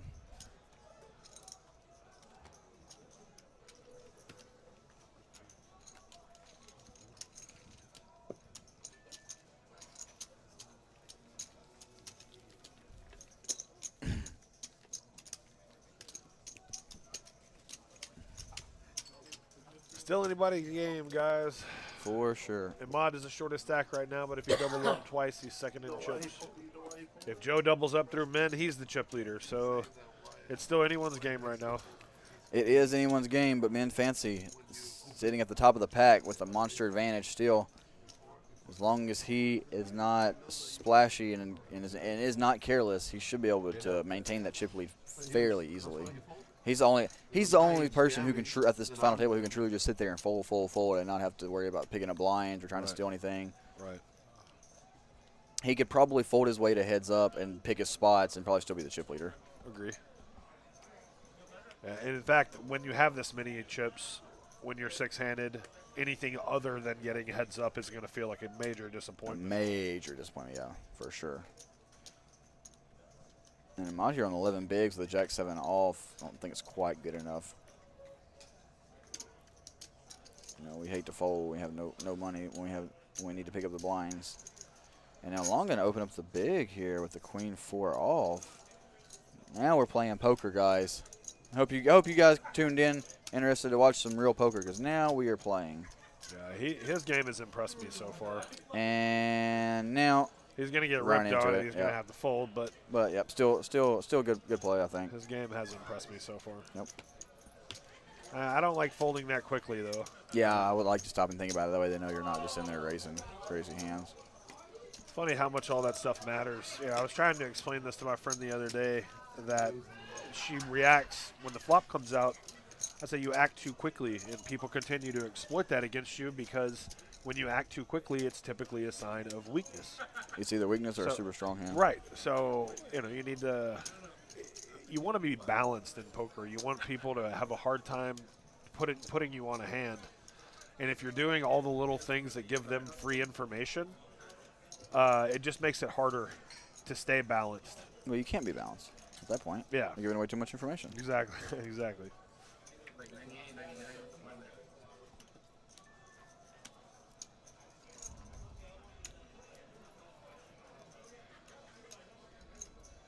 And Joe, pocket 5s here under the gun. See how he elects to play them. Gonna go for the 3x open again, it looks like. Oh, nope, that's 2.5. Wow. Joe finally found himself in the standard land. Well, he must have heard us on the he must have heard us in the chat earlier. And now Ahmad here on 11 bigs with ace-jack suited. I wonder if he's just going to put it in or see a flop. I think it's going in, and I think Joe's calling off. I think so, too. Is he going to 3-bet half of his stack here? Nah, he's going in. Nope, 3-bets half of his stack. This is a odd yet strong looking play. It looks super strong. It looks super strong. Yeah. Wait, it looks way stronger than it actually is. Exactly. I mean, I know that I like to do some stuff like this when I have monster hands. So Right, yeah. it looks bigger than it is for sure. For sure. And now, men, alarm bell should be ringing and open under the gun, and then a tiny 3-bet, not even double. Men is folding. Yeah, They they should have alarm bells ringing here. This should be an easy fold for men. You have position, and yeah, you're suited, but so what? Like, Ahmad's hand just looks so strong by this line. And in comparison to men's hand, it is. Domination nation. What? I don't like Cold calling the 3-bet? Yeah, I'm not a fan of this at all. Cold calling a guy who only has 500K back. You have ace deuce. That's such a strange play. You still have to worry about Joe now too on the Joe. button. Yep, he could come back in with a 4-bet to isolate, which I think might be the best play. It's either a fold or a jam. I don't think you should be calling here. And Joe goes with the call instead. So we know a lot. Obviously Interesting three-way pot here. Fives versus ace jack versus ace deuce of clubs. Let's see what comes. Ace ball, and now that's the trouble with cold calling 3-bets with the ace deuce suited. Because now when Ahmad ships 40% of the pot, you're getting the price to call with top pair. You can't fold, and you're just going to lose a big pot all the time when you flop top pair with ace deuce, or any weak ace for that matter. Yeah, I can imagine he's going to rip it here. I imagine men's going to be annoyingly call side call off. And if he loses the pot, he's going to remember this hand at the end of the tournament. Yep. Yeah, this is a big blunder. This is a hand where he could have easily gotten away from it. Now he's put himself in an awful position. Yep, and reaching for calling chips. We're here now. Can't be folding top pair now. Yeah. Call 3-bet pre with ace deuce suited, flub and ace. I don't think you were planning on folding what you got there. Especially to a 8 big blind stack. I think it's 6 actually. Or 6 big big blind stack, yeah. whatever. And he's going to get the bad news, and Ahmad's going to get a huge, almost triple up. As long as he can fade a deuce. VC! And he yelling VC, wanting the deuce.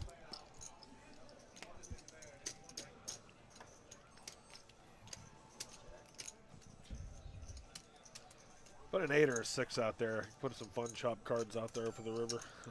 All right.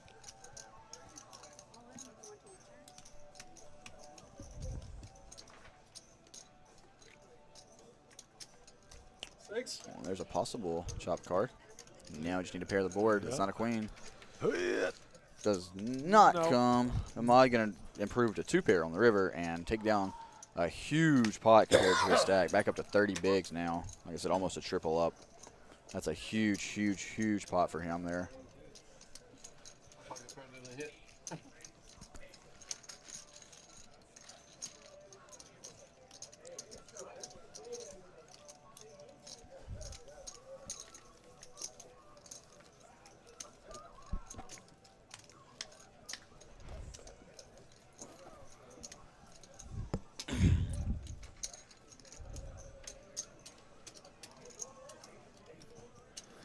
Feels like it was a long time ago when men was getting aces versus queens. It did. That was a sick hand, right? That secured me an extra 250 in pay jumps. I was happy to see that hand. Yeah. What a sick flop, too. Both of them having to overpair with a club. It was Club, disgusting. Yeah, for sure, every time. Oh, dude. You counting? Yeah, we were only on hand 45 of the night, so there's still lots of poker to be played. Yeah, Miranda, why can't my ace check be good? Why can't I get called off with ace deuce? Oh, dude. It's poker, man. You know? I think I still lose to ace deuce. I don't remember if there's a deuce on the board or not, but I think I still lose to ace deuce. But still, Jesus. And long here with the king 10 off. That was actually my hand of the night. I think I opened that hand several times and won probably 95% of pots with it. And gonna bump it up to 180. A little bit more than a min click, 2.3x. It's a good sizing. I think we're done with the 3x bet sizing from all the players now. It looks I don't like think so. I think Preston's still doing his 3x thing Is he? whenever he wants it. And now Seb waking up with 40% of a royal. Going to stick it in. Can never go wrong with getting the money in when you got 40% of a royal before the cards are even on the board. And now long here. I don't think he can call off here. His hand's not strong enough. Dominated too often. Seb has ace king or ace 10 suited like he does here, or even if he has like king queen or king jack, he's in terrible shape. And does make the smart lay down on to the next hand.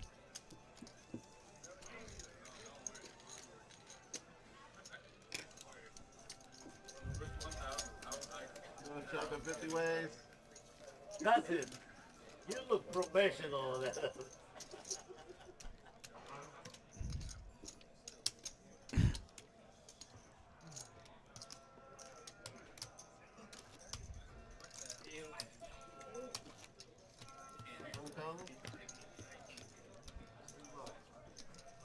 Oh, yeah.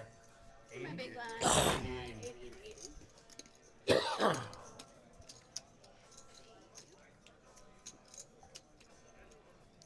And we've been six-handed here for quite a while, guys. It's been a while since somebody's been knocked out.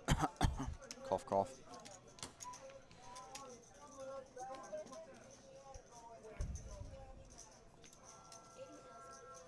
And Min here been on a sun run except for that last hand. The last hand was his first mishap of this final table, I do believe. Really, really the first misclick I've seen, or misstep from Min I've seen since I've been watching here. Yeah, I think that was the first misstep I've seen him make all night. And look, he's sitting there kind of contemplating. He's like, damn, I should have just folded. You know, that's what he's got to be thinking.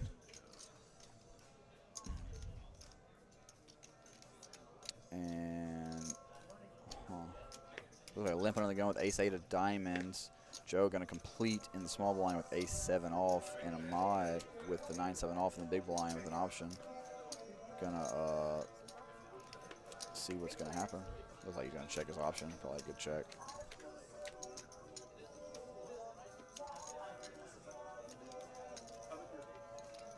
Ahmad with a gutter, and Joe and Long with just ace high. I think Ahmad should find a bet on this flop. I like turning your gutters into bluffs here, especially in limp pots. Yeah, it's nice to bet with a gutter and get called and then bink it. They never see it coming. That is always a good feeling. It's also a nice feeling just to bet with your gutters and take it down.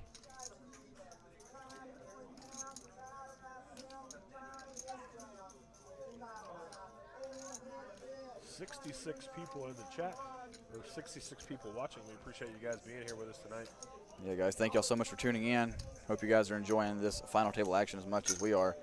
And now, along with the really weird bet here with the ace high, I think he's going to be fortunate because nobody else has much. I can't imagine Mod calling with his. I wonder what his thought. Yeah, what thought process he has here. Is he trying to give a protection bet because he thinks his ace high is good? Is he bluffing? Really, like, what's he think? I wonder what his thought process here. It was a good bet, but what hand are you representing either?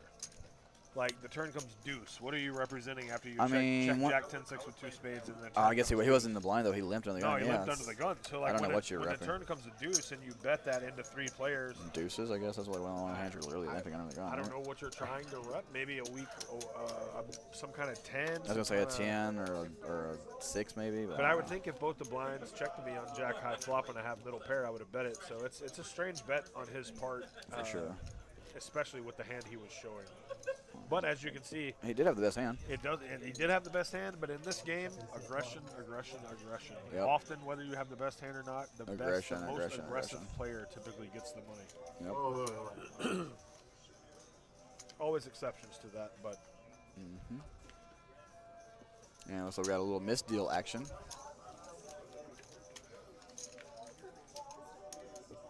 It's been a long night for all of our dealers here today. We've been grinding to get out this day 2 of this tournament, so be patient with them.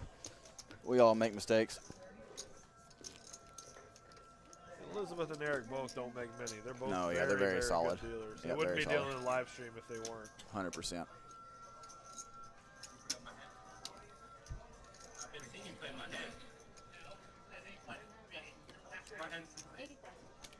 And we got B Trucker in the chat, sweating the mod.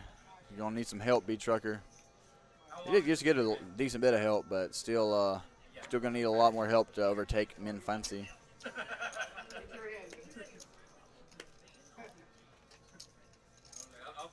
Welcome to the chat, Regan. What's up, Regan? I imagine you fired a bullet or two at this flight. If I know you well. And Joe here going to raise it up with 40% of a royal flush. As I say, you can't ever go wrong raising 40% of a royal. Beautiful blackjack hand. And Long with part of his straight flush. The Jeffrey Dahmer in clubs.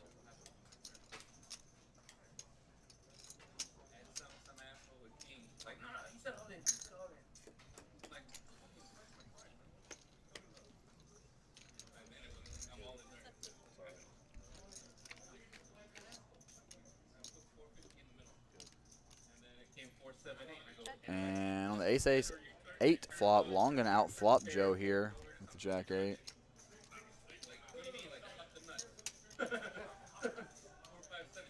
And now Joe going to out-turn Long with a pair of queens. And Long going to come out betting, thinking his 8 might be good here. Joe would probably bet an ace on the flop. Then again, I think on the ace-8 flop, aces check back pretty often as well. I expect Joe to call a bet here and call pretty much any reasonable bet on anything less than an overbet.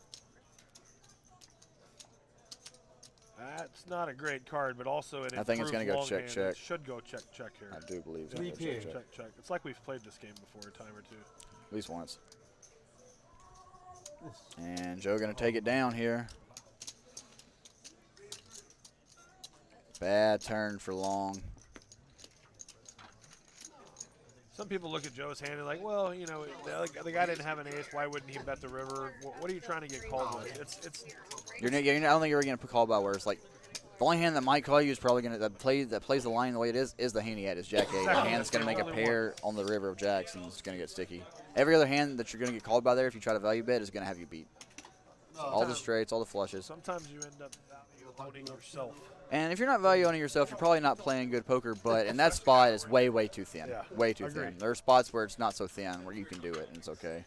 And Dex, explains to the people who aren't watching a lot, what does it mean to value own yourself? So when you value own yourself, that means that you're taking a hand there on Well, now we're raising them up. It's typically on the river, but I guess you could do it on other streets.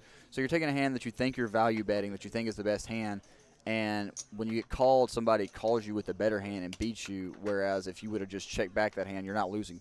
You're not losing that street of value. Yeah, exactly. You're value owning yourself because you're losing value that you're trying to gain. I always seem so surprised at myself when I get value owned. I'm like, oh, how could you have a hand like that? I'm just like shocked that.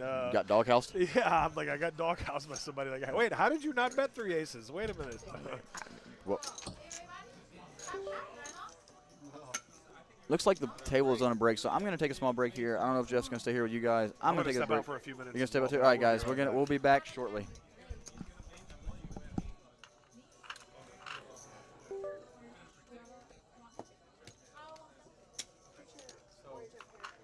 Probably place 9th or 10th in the tournament.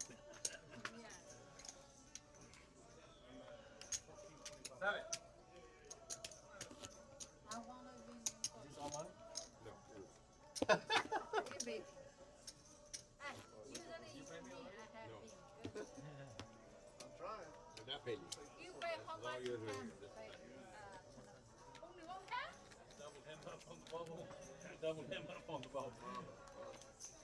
Between the two of them, they're going to give me $5 grand. And you decided to do it against two of the stronger fucking players. Thanks, bro. No, I gotta fucking do it.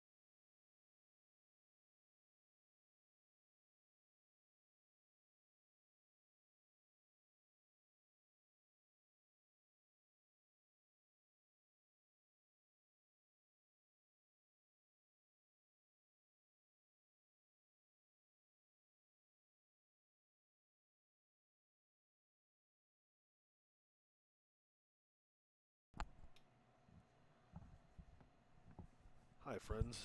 We have returned. Blinds are now 50 and 100,000. As you can see, men's chip lead has shrunk a little bit. But we are still six-handed. And Dexter has not rejoined me, but he will be soon.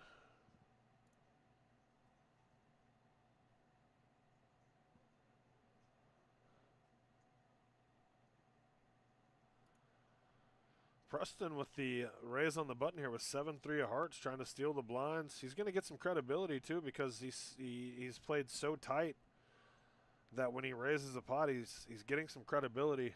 People also remember too, when you're successful in tournaments, like he recently went deep in the main event, so that's fresh in people's minds too, and people remember that stuff, and they also give you credit for like playing well, getting good hands, yada yada yada. Guys, we are back in the commentating booth. Sorry, Sean. We were away for a minute while they were doing the color up and whatnot. That's why you didn't hear anything. Blinds are up pretty high now, huh? What are we at? 50 and 100. 50, 100, 100. Men has come back to the field a little bit. And Yeah, you'll notice all the other stacks behind him are pretty even, pretty middling. So Long being the shortest stack on 11 bigs, also being the most active and aggressive, probably doesn't help his chip preservation. It's going to be a very interesting finish here because of how even similar all the other stacks are. You see the guy in second and the guy in fifth have a 2 big blind difference. Right, almost nothing. So this is going to be an interesting finish. And Preston deciding to get a little spicy for one hand, going to run into it. I think this is the loosest open I've seen out of Preston all night. By a mile. And let's see, what did he raise it to? Actually, last hand he raised the 7-3 hearts on the button to 325. He raised it to 275 here. See, this is why when he 4x'd it, that's why I just mucked the ace-queen. Yeah. Because when he has hands like that, he doesn't go as big. I wonder if he's paying attention to the chat. Maybe that's a little tell for him that his raise sizing, if you're betting more, he's got bigger hands. If he's doing it less, he's got bluffs more often. Mm-hmm. It all depends. That's what we were talking about being balanced earlier. You don't want people to be able to pick up on your pattern tendencies with bet sizing and stuff like that. People timing, there's everything. People will exploit you. It's play, it's sizing, it's even how you put your bet out there, like the chips you put out there. Like when somebody calls with their lowest denomination chips instead of putting big chips out there, it's always a sign of weakness. It's like they expect to lose that pot and they don't want to lose their big chips, so they want to put their small chips out there because they have a weak hand. A lot of people don't think about those kind of things when they're playing poker. They don't pay attention to every little detail. Most people are just focused on what cards they have in their hand. Right, and all the best players are taking every teeny tiny little bit of information and they're processing it all together to tell a story and get you to, it's easier for the best players to pick up reads on us because we give away information. Yep. As Daniel Gargano says, everything you do at the poker table displays information. That's right. Can't be all loosey-goosey eating a sandwich.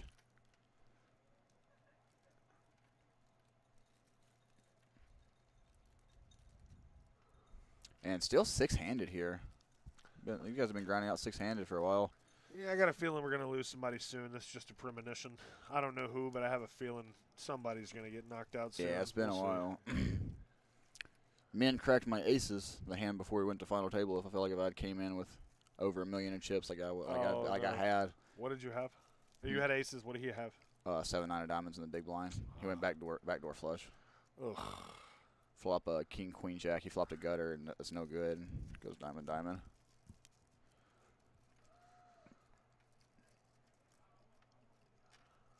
Dirty. But yeah, if I win that pot, I think I come here with like 1.2, 1.3 million, and it's a different story instead of me coming in with 7 bigs and just having to pick my spots and hope for the best. And survive. Yeah. Yep.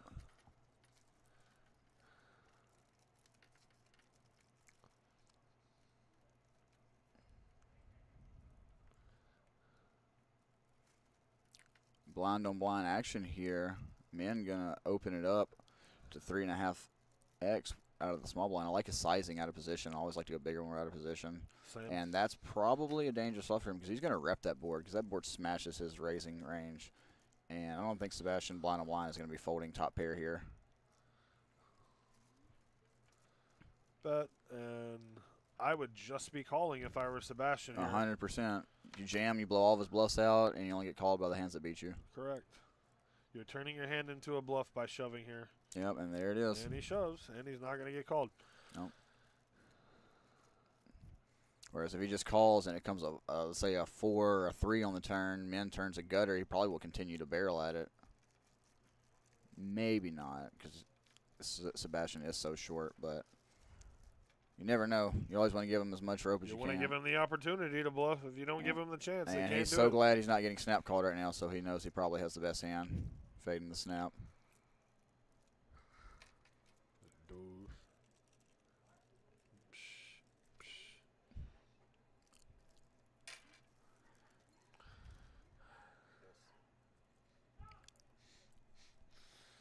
And there you go, man. And I like Jeff said before, I like the way Min took his time there, like he was actually thinking about it. You know, that way he's not just evidently he's trying to pick on the small stack.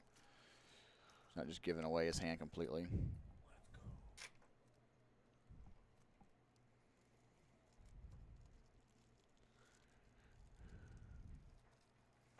And Min now with only 38% of the chips in play, from 52 to 38, still a massive chip lead, 3-1 pretty much on everybody else on the next biggest stack, but still, they're starting to chip away at him.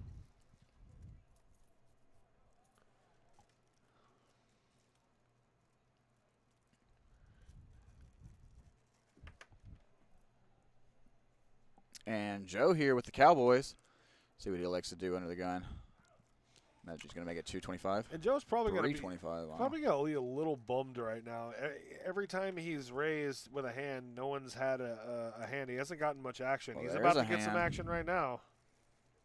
Your premonition might come true. And Ahmad here just going to flat with the 9s. Imagine if Joe had just raised it a standard 2.5x or like whatever. Ahmad could have ripped 20 big Or even if blinds he here. limps under the gun. I don't mind the limp here either, honestly, under the gun. See if you can get one of the shorter stacks Preston in there to try to defends sit with it. the 9-8 of clubs. And ace high board.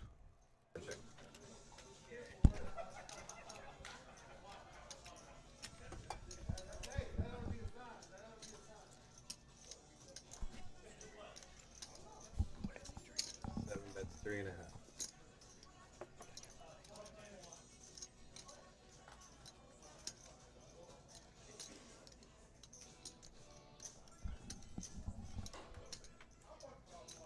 And Joe c-betting here, and Ahmad on the ace high board are going to be able to get away from the 9s. Lost absolute minimum.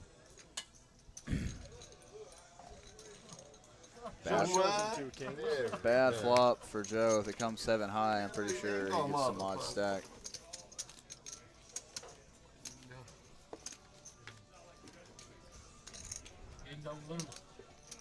Strong king. Strong king.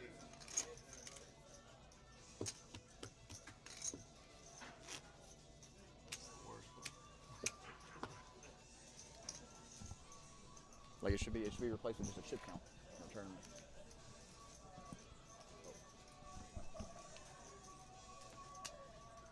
Wow, Joe has the highest VP IP. I never would have thought that. Yep.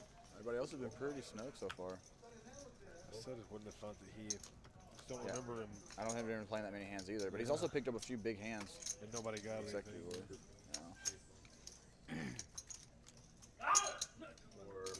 Preston going to bump it up out of the small blind with 10-5 of diamonds, 3x. It's good sizing.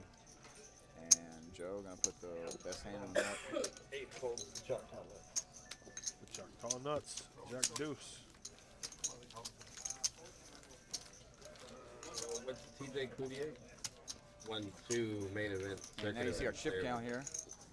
And Fancy sitting on 5.8. Joe, 2.8, trying to catch up to Min. Sebastian on 2.35. And the other 3 players pretty close.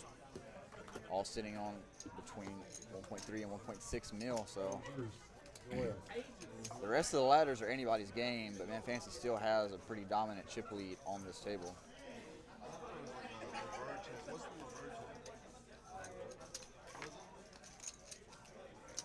Tort the Hunter in the chat.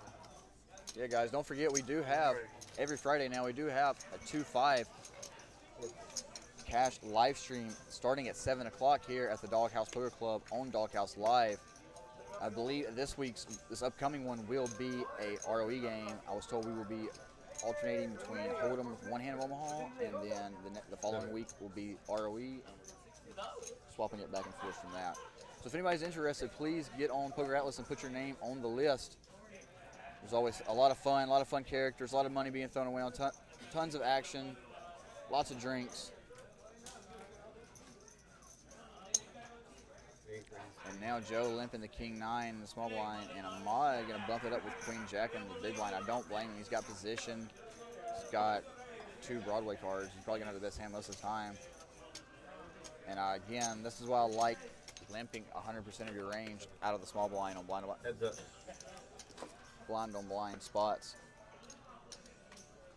And now Joe flopping top pair on this pretty dry board.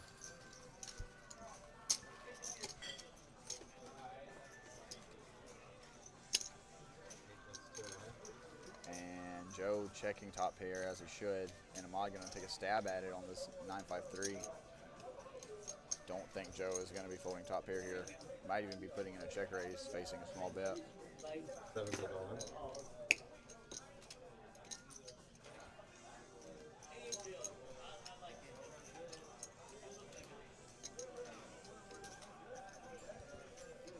And Joe does check rip it. I like this play by Joe. Blind on blind. Not gonna have anything. Top pair with the second best kicker is going to be good most of the time here. If you run into a monster, you just run into an overpair. And looking at down at Ahmad's stack when he has 850K left, he bets 250 on the flop. Like, what kind of card do you want on the turn besides a king or a 9? Like, this is where you get the money in for sure, 100%. You're not trying to peel even if you're behind, you still have like 15 bigs if you run into it, and you definitely have outs. King and a 9 is most likely going to be alive unless somehow you run into kings. Preston got a pretty big corner in the chat, I see. Yep. Susie rooting for him. Shane. And now Joe with $3.5 million catching up to men. This might be a close race here. Yeah, now Joe and Seb have combined just as much as men does. Yep. I think this will be the first point in the tournament where men is starting to feel a little bit of pressure. 7-9 of diamonds, that's the hand he cracked my aces with. Let's see if he decides to play it this time. I bet he's remembering that. You might check it behind you. Yeah, Little Birdie coming for a raise. 250? 350. 350. 375. 375. Nobody's doing raising normal standard stuff. 375, 3.7x. 2025 poker, ladies and gentlemen. The game has changed. The game is definitely different here in Texas. Sorry about that, guys. And men gonna take it down. Long putting an ace in the muck.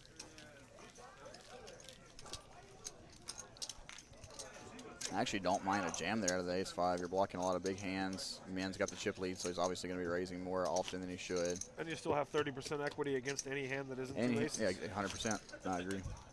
And if you take it down, he raises 3.7x. That's a big pickup. Yeah, you're picking up 500K pretty much. 500,000 chips. Yep.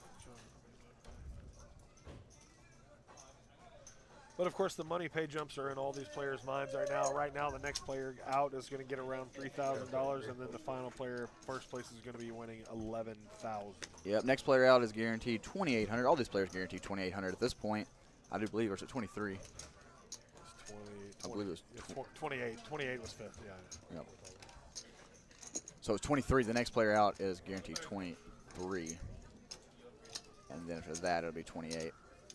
And now Ahmad here jamming on the button with a6 off and facing eight big blind jam off the button. I think 2 4s or a call here in the small blind, or maybe even a rejam to isolate.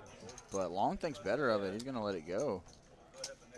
And now man in the big blind is never folding an ace here, I don't believe, with his chip stack. So yeah, he's not really in the mood to fold this hand. He called earlier with ace deuce. He ain't folding ace 8. 100%. I agree, Clinton. It is a little tough against UTG, but with UTG being the chip leader, 6-handed, and you know he's starting to ramp up the pressure. You've seen him bet fold to a lot of raises. Like he's obviously kind of playing a little bit more aggro than when we started 9-handed when there were more short stacks.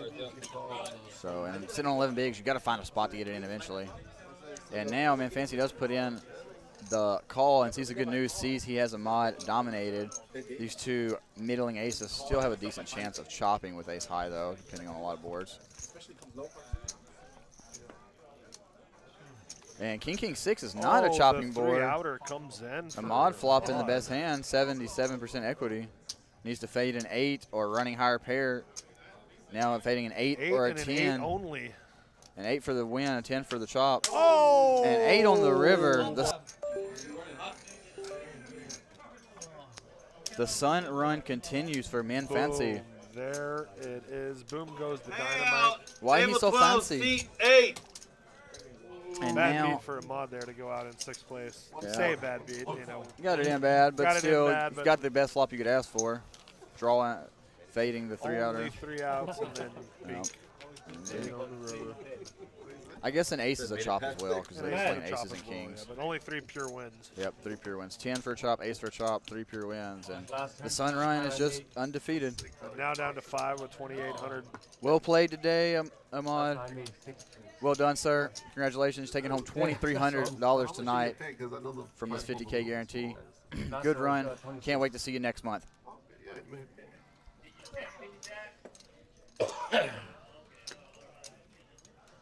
And down to 500 next place, taking home $2,800. 4 fold, 7 fold.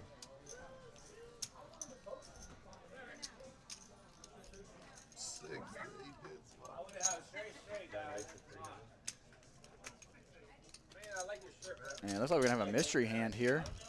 Button raised to 300. 3X being the standard in our final table tonight. It's that easy.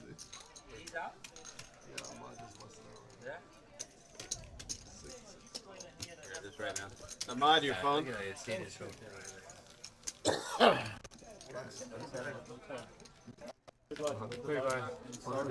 And Ahmad was so disgusted about that beat, he left his phone at the table. Congrats, I do Ahmad. understand that. Look at I've Preston. been there. Well, I heard you did good in Vegas. Pretty good. I didn't know you played Holden too. Got lucky. Tournament pro. Tournament pro.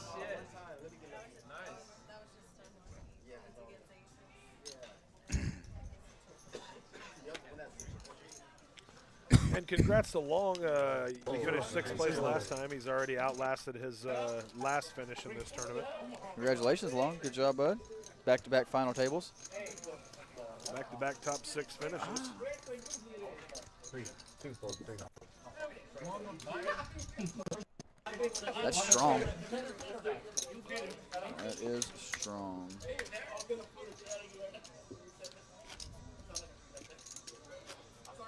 I won't be forgetting that King 4 hand anytime soon.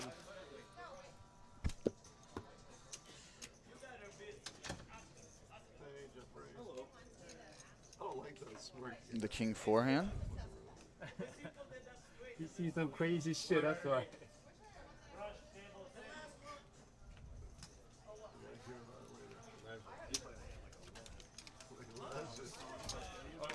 I know what you're talking about.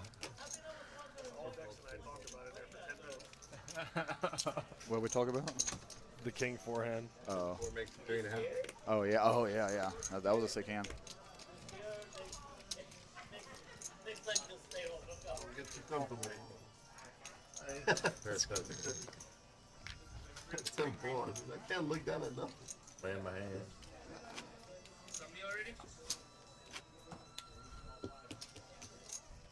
And again, thank you guys so much for tuning out tonight, catching in on the action at the Doghouse Poker Club, checking out our Top Dog 50K No Limit Hold'em multi-day tournament.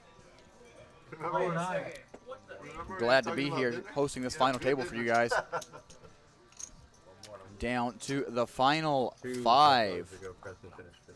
Who will come up as the top dog this month?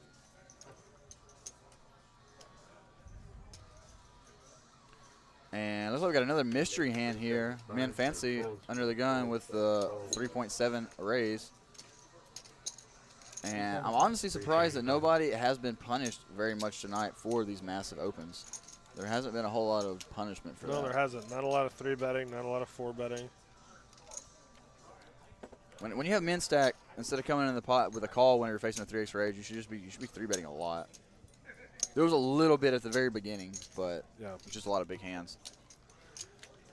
Speaking of from a different poker series, the WSOP, did you hear what happened with Will Kassouf today?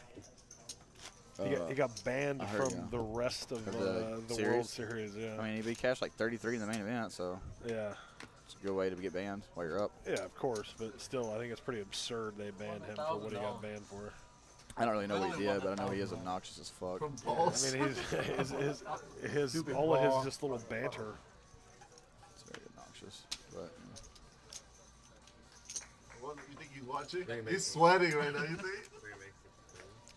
Yeah, Clint, I understand. I mean, like, I criticize isn't the word that I would use for what we're doing here, but like, it is definitely not standard. It is definitely not standard to be opening for more. It's definitely a Houston, Texas type of tournament we're having. We're watching here.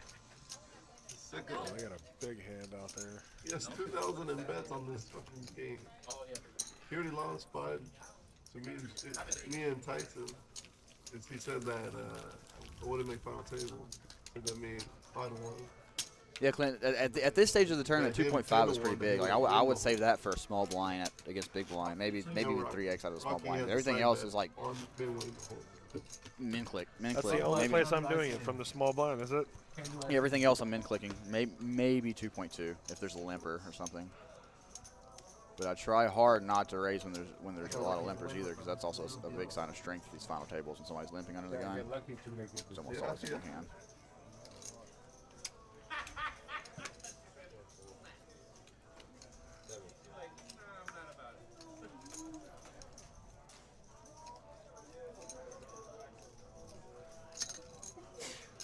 To 3.5.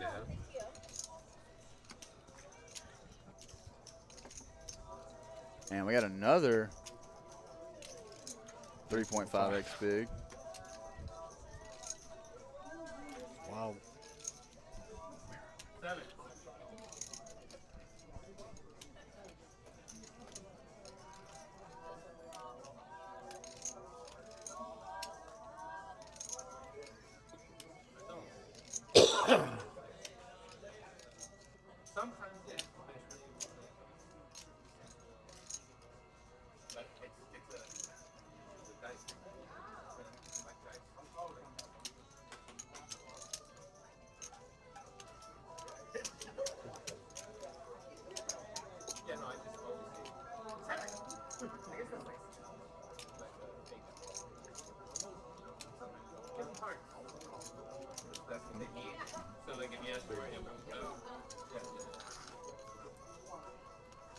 You played with Will Kassouf, Emil. You played with him this summer? He's a lot, man. He's a lot to take in. Yeah. I understand the guy's game. I understand speech play. But, like, at some point... There's a line. It almost feels like abuse at some point to just constantly hear people in your ear 24/7. It's one thing to have speech play and things and try to get under people's skin, but there is a line. There's definitely a line where like you said, where it almost turns into abuse versus like just speech play.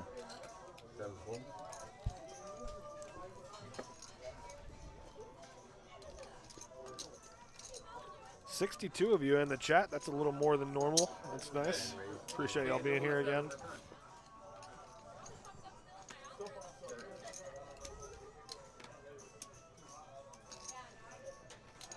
Yep. Thank you guys so much for tuning out tonight. And don't forget, this Friday we will have our 2-5 ROE cash game. So if anybody wants to tune in and watch that action, or if you want to get in on the action, you can get on Poker Alice and put your name on the list right now, and we'll lock you up a seat. Get here before 6:45, and I do believe you get to play for half price as well.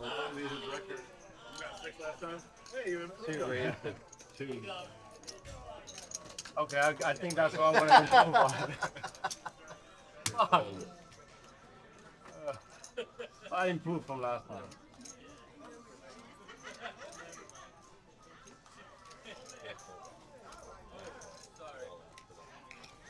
Already. And it looks like we got an all-in situation here. Ace King against 2 sevens. Me and Fancy in the lead right now with 2 sevens versus Long's Ace King of spades. Can sevens hold? In the And window. King in the window. Top 2, just in case. Drawing to 2 outs and 2 outs along. Runner, Broadway for a chop. And dead on the turn. 7. No sweat. Top 4. And Min Fancy gonna lose a pretty big pot here. Looks like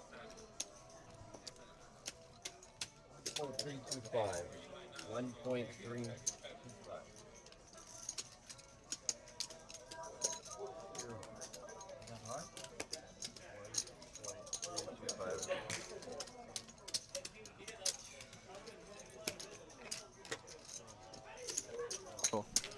all right, guys. So I just got information from our stream room. We had some technical difficulties with the software a little bit ago, or well, it was 30 minutes ago, but it's now the current time that we're watching, and they had to reset some things. So I don't know how many hands we're going to be without graphics, but they did get it solved and fixed. So we will have the cards up shortly. So please bear with us for these next probably, I'd say 5 to 10 minutes before we get the graphics back working. Thank y'all. And again, we appreciate you guys for tuning in. Maybe it'll work when we change this deck right here. We're getting a deck change in, dealer change. Liz in the box. What was 7? Oh, iPhone 7. How many chips was it? 1.3. Yeah, it's 10 big. 13 big before. Where you from, Clint? Chop this thing up, man.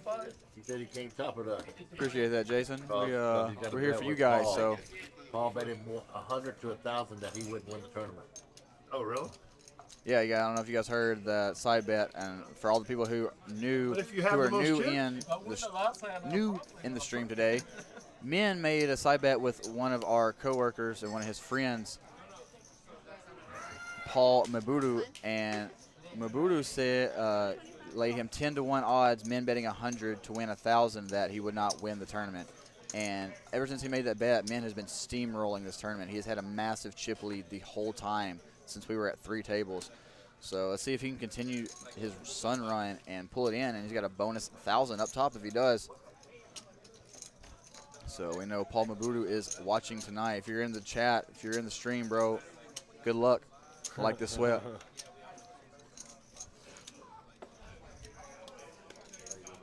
We're good enough to be 5-handed in a 50K, Clint, that's for sure.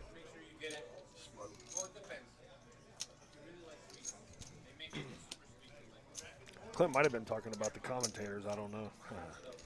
Might have been. And it looks like we got an open to 425 and a call from Joe. Men versus Joe. Ace 7 board. That would have been nice in the Ace King versus 7's hand. Would have been a much better sweat for sure. Yeah, that would have been a nice sweat. And it looks like Joe's going to check it over to Min, as I expect him to do with his whole range here. The standard play in No Limit Hold'em is when you are not the pre-flop aggressor, you check to the pre-flop aggressor almost no matter what you have, except for very certain weird texture boards. Boards like maybe like 3, 4, 5, 5, 6, 7, those middling, really connected boards where you could have flopped a flush or anything of that manner. You can find some leads there. But for the most part, you want to be checking to the pre-flop aggressor.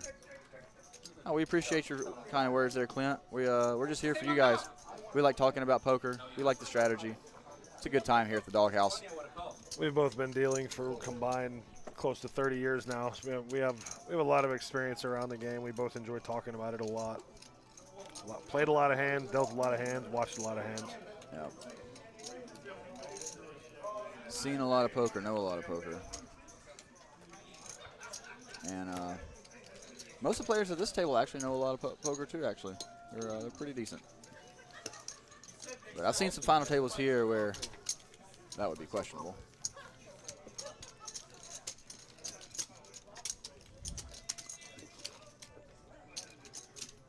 And men's still the chip leader. Everybody else pretty even, looks like. Looks like Preston might be our short stack with about 1.5. Joe's got about 2.4, and I can't see Long's stack, but once the chant can't, yeah, Long's got about 2.5 as well. So Preston here, our short stack, and I do believe the blinds are at 75, 125, 125. So that means the players are now losing $325,000 per orbit playing five-handed. So inflation is a thing, and it's getting up there.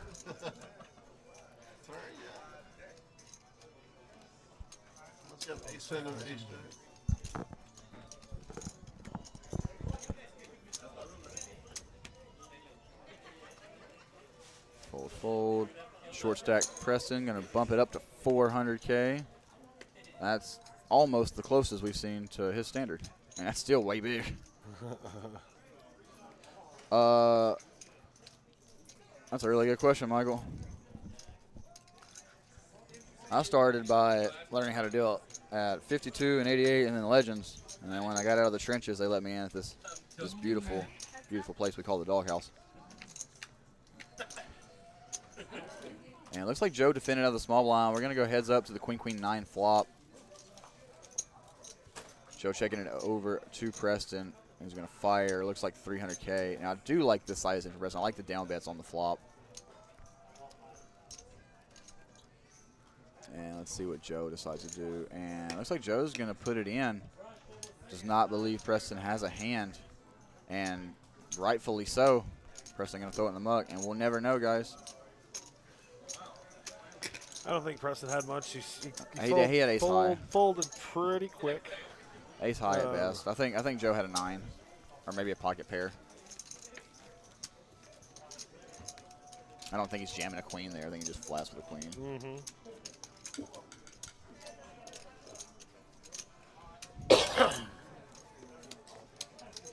And Thomas Luna in the chat sweating his OFC buddies, Min and Joe. And with that message, thank you guys so much. We've just received 100 chat messages in the chat today, so you guys have been lighting us up, keeping us involved in this final table.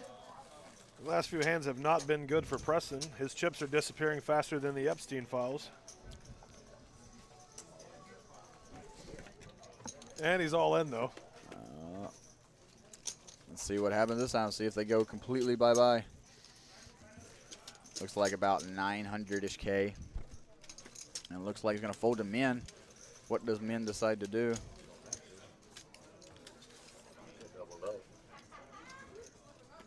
I'm trying to hear Leah's, but I can't hear what you said. How much it was. I think it was like 975, but I'm not 100% sure. And Min's going to give it to him. There you go, Preston picking up 325,000 just like that. It's a nice little addition to the stack. Buy you another orbit.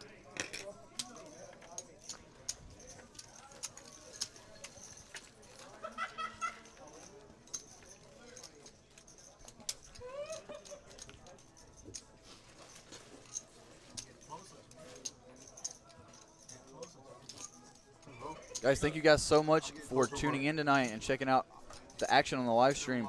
We do have a tournament series coming up. I do believe we have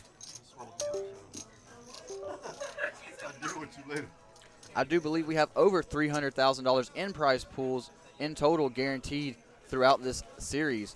I know our main event is $150,000 guarantee, $400 buy-in, no limit hold'em tournament, and we also have a $75,000 guaranteed PLO tournament that I believe is a $260 buy-in. No, it's the same. It's also $400. Oh, is it also? It's also a $400 buy-in. We also have a $25K one day. We're gonna have some mixed tournaments thrown in there. We're gonna have some other smaller one-day tournaments, and I do believe we are guaranteeing over $300,000 throughout the whole series. So we're gonna be starting that on July 29th at 6 p.m. with our $25K guarantee single-day no limit hold'em tournament. So if you guys want to come on down and get in some tournament action and maybe try to make your way on one of these live streams, because we will be live streaming most of those final tables. So if you want to see yourself here under the lights here in Cypress, Texas, at the Doghouse Poker Club, at Doghouse Live, then come on down and fire away at the Heatwave Series. We look forward to seeing you guys, and we look forward to bringing you guys all of that juicy action at the Doghouse Live. And we still don't have our graphics. We apologize again from our production staff, but they do promise that they will be back shortly. And on that note, friends, I've got to get going for the night. I appreciate you guys letting me be on the chat with you for a little while. Dex, thanks for coming in after you busted out of the tournament. I didn't want to. I wanted you to commentate. I wanted you to commentate the whole thing until I won, and then I could have came in and said some words. I got to open in the morning, so I'm going to get going, guys. I appreciate y'all. Once again, Jeff. thanks for watching the stream, and we will be back next week as well. Right, thanks. Glad to have you, Jeff. Have a great night, and have a good shift tomorrow, bro.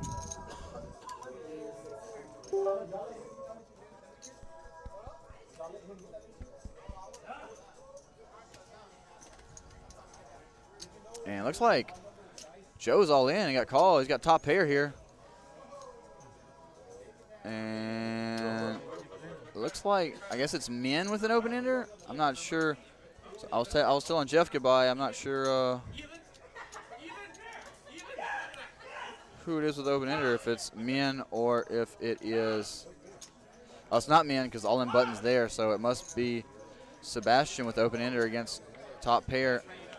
And the turn in the river does not help him. That's what I needed. My jump up $700. And Sebastian going to take fifth, taking home $2,800. Good run, brother. Well played. You played as good as you could. Now you want to top down muscle? Nah, I got to cover me. Pay out. 10 or 12, C3. And congratulations to Sebastian. Played well. Took home fifth for $2,800. Still fighting for the $11,000 that is up top. No, Michael.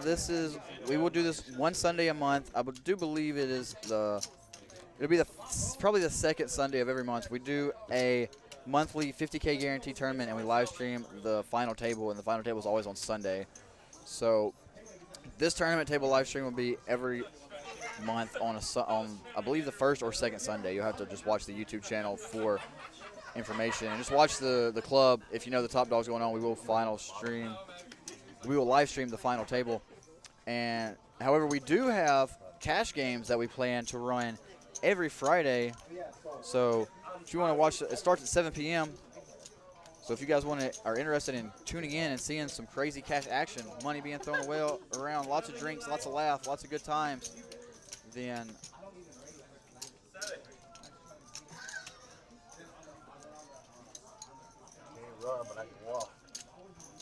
please tune in and get.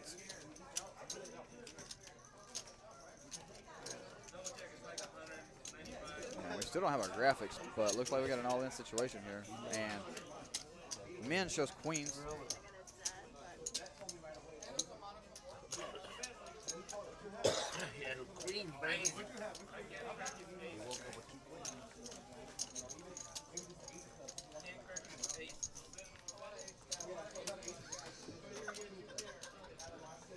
VC tonight says, let's go VC players. Lots of VC players at this final table, and by lots, I mean two. John let me open-ended.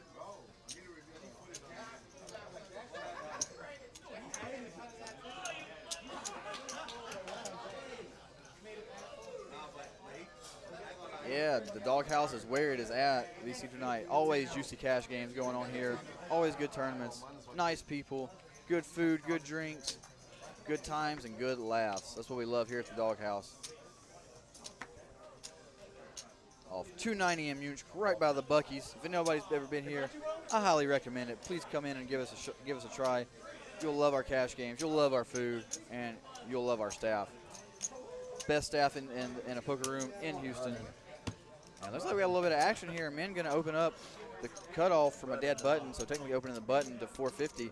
And now Preston punishing the 4.5x raises, because now if man clicks, he has enough. He has a little enough amount in the pot. He can probably fold his hand, but now he is stuck calling off with whatever he probably has after he makes it that big and is facing a jam for basically double his raise.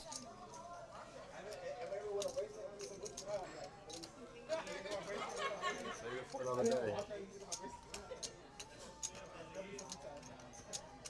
Michael, come on in, bro. We'd love to have you. You just come on in, make you a membership. It's a $20 annually fee, and that's all you need. And other than that, get some chips and get in the action. Motherfucker.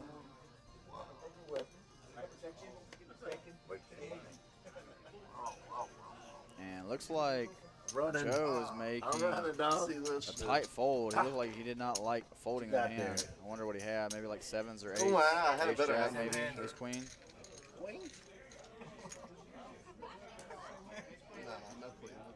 Let's see what they got. I see kings, looks like, and jack queen suited. 2 kings. Yep, and you heard Joe said he had ace jack.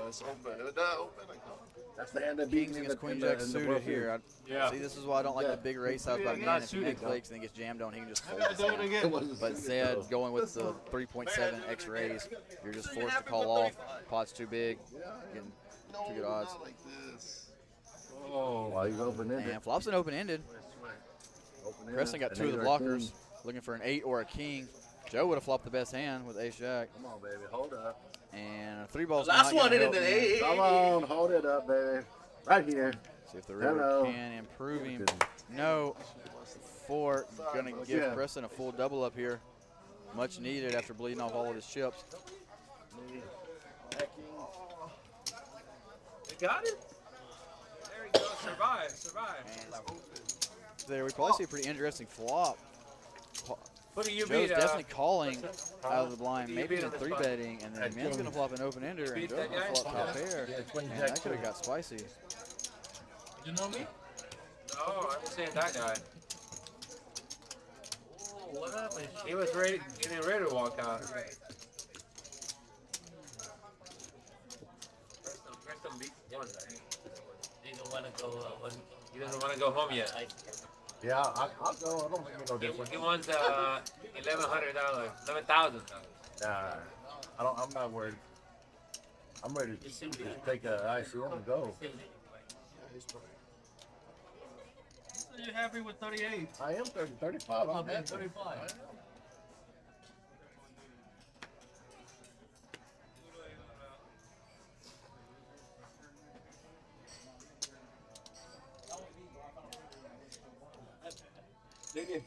They get 3 people in the booth? And it looks like men's gonna open the cutoff. Again, opening way too big, in my opinion. But I busted 7th, so he probably knows more than I do. He's still here with the chip. Well, not the chip lead. Looks like Joe's got the chip lead now. But at this stage of the tournament, especially as even as the stacks are now, and now having somebody who covers you, I'd muchly prefer to see smaller raise sizes. Like even 300 is more acceptable than making it 4 and change. Because now look, Joe's 3-betting you out of the small blind to a massive sizing to like 1.4, and you're just going to fold most of your holdings that you're opening this size with. And you're just bleeding off 450K where you could have just lost 250 or 300. And that's why the new standard, the modern standard for tournament opens is 2.5, 2.2.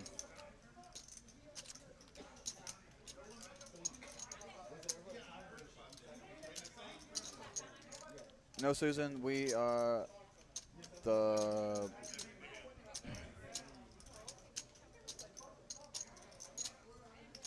we do not have the graphics currently. They are coming back soon. We're having technical difficulties in the booth, and we are solving it now. So now man here thinking a while. You must have a decent hand.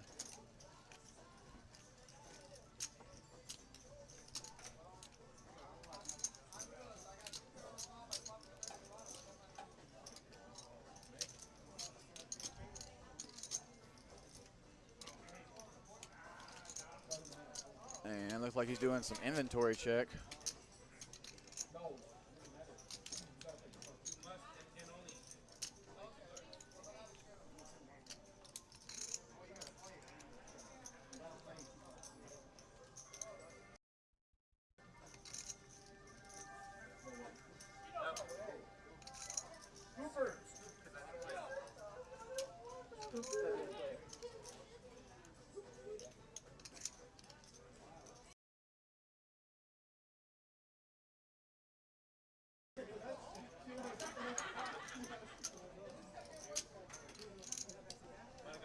think so too, Emil.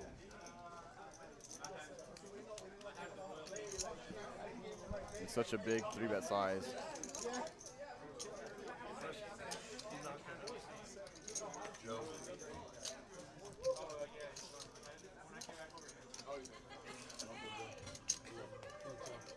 And looks like they're going to go in the muck.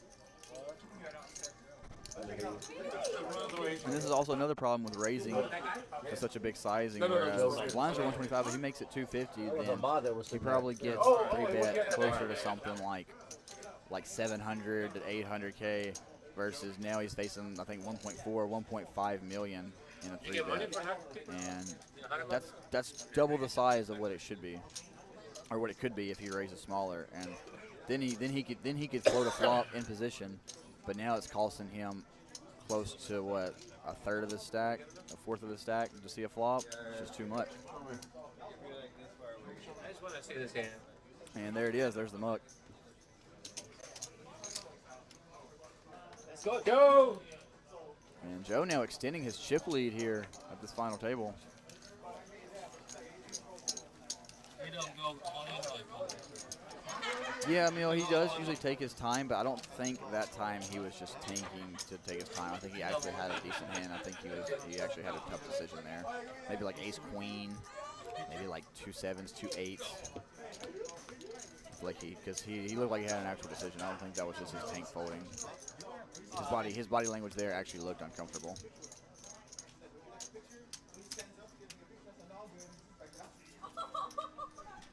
Yep, another good pickup by Joe. That's the thing about open is so big. You're also feeding the small stacks. Well, Joe's not a small stack anymore, but if that was a small stack to jam and he had to fold, he's also feeding them more chips.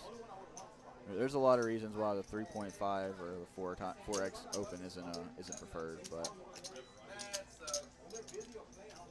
he's been making it work so far. But now we're starting to see him get punished a little bit. Now we're shorter handed. They're less short stacks. They're actually in here playing poker, not waiting for short stacks to bust. And now Long gonna open up out of the small blind. Now I like the 3x sizing out of the small blind because you're out of position. You want to raise bigger. You want to take the pot down now. You really don't want to be seeing a whole lot of flops out of position. And if you do, you want to be charging your opponent to be able to see the flop and be charging them a lot. And Min gives up the big blind.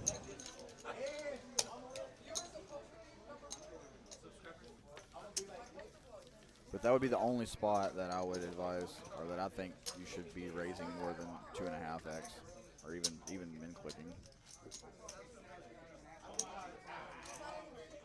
But we are in Texas, and nobody likes to raise small in Texas. Everything's bigger in Texas, including our raises. So.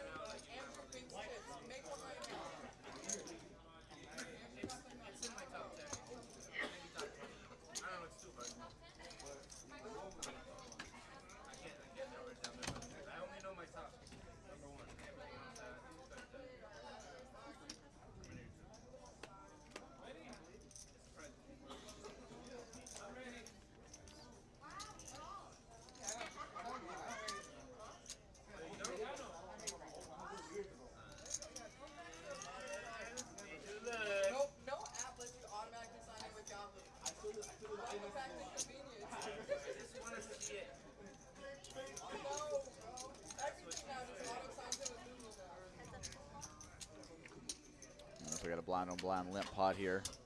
Min against Preston on the queen jack deuce. Doesn't connect real well with either range, but then again, either player could have anything. And per typical in tournament poker, it's a little bit big of a stab, but small blind usually in these blind on blind situations, I've noticed most of the time solid poker players will stab 100% of the range in the small blind at the pot, but usually it's a min bet. Usually it would be like 125 or 150 there. You really don't see a lot of blind on blind limp pots go check. It's almost always a min click by the small blind to see where the big blind's at. Charles, we are having technical difficulties in the booth right now. We know. We can't see them either here in the booth, but we are working on getting those back to you guys. We apologize for the inconvenience, but you know, now we get a feel for what it's like to actually sit at the table and play. We don't really know what anybody has. We're just kind of guessing, and that's what it's like to play poker. You're just kind of guessing.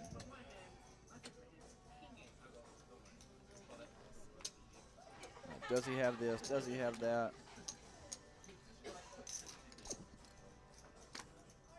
Check. See what man's gonna do here on the button. Still sitting on look like 4.5 million. Bumping it up to 375, 475, and now Preston's gonna ship it in the middle for looks like quite a bit. Looks like 1.8ish, 1.7, 1.8ish. King again? Man, looks like men snap call. And I see a 10 exposed first, and King 10 suited, 40% of a royal. You guys know my theory about putting it in with 40% of a royal. Drawn to the nuts. And let's see what men has snap called with. I feel like he's got some sort of pair, like maybe 8s or 9s. Might even have jacks or queens because he has Preston's have kings in. He does have 8s, so that's what I thought, something around there. And this is a big flip. This is a really big flip. I'm not exactly sure what the exact count was, but it looked like Preston had about 1.8. And if Min wins this pot, he's going to be the chip leader again, I do believe. And club in the window, 2 clubs. Preston flopping a king high flush draw, picking up a ton more outs, 2 overs, and a flush draw. I think he's a small favorite on this flop, actually, against the 8s. And as you can see, binks the king. Now, Min drawing to 1 out, the only 8, and now he's got a flush. Gets there twice. I agree, Clint. Yeah, you shouldn't be just calling there. You either have to 3-bet rip it or fold. And I think in the suited variety, it's a good bet. It's a good shove. Maybe you can mix in some folds and some shoves, depending on what your read is in the situation. Let's see, what do we got here? 1.5. Well, like 1.8. So that's a big pot going Preston's way. And now, Min is going to be either second or third in chips. I think he was second at this point. I think he's going to be third in chips now. So his huge chip lead has just kind of crumbled, and that's a terrible flop for the 8s because Preston's got 9 outs and 6. Yeah, he's like a 4% favorite on the flop. I think he's got about between 53 and 54% equity against the 8s there, with 2 overs and a flush draw. So he is the favorite on the flop. So that's a monster flop for Preston and a monster pickup. Now Preston looks like he's got over 3 million, and Min left with looks like maybe 2.4ish. And now he's leaning back thinking, how did I let this giant chip lead go to waste? It all started with the ace-2 suited hand. If I just fold that hand, I still have those chips, and I can afford to lose some of these spots as well. And now let's see if Min can rally and try to bring it back. He's still got $1,000 hanging over his head and the side bet with him and Paul Mabudu. So I know he's got to be feeling disgusted now. They've had 8 million where the next biggest stack had barely 2 just maybe 2 hours ago, and now to be third in chips four-handed is a really gross spot. And you got in a few standard spots, a few flips, and you got to win flips to win tournaments, but he also made a few mistakes, a few missteps. The deuce 5 in the small blind, I think that's a misstep. And you hate to see it because Min was playing such a great game of poker. He was showing an exhibition of what to do on a final table when you come in with the chip lead. But now you also see the dark side. You make a few mistakes, then you get it in good and take a few bad beats or lose a couple flips, and it all just comes crumbling down. That's the thing about poker. Anything can happen at any time.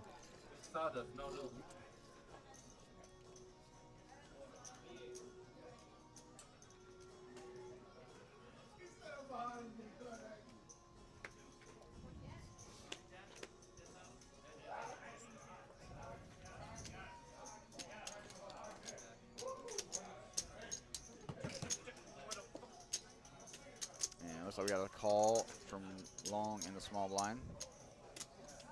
Glad he's putting my chips to good use.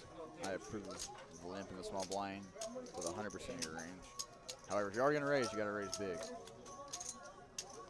But But in these blind on blind spots, I like limping pretty much everything that you're going to continue in the hand with.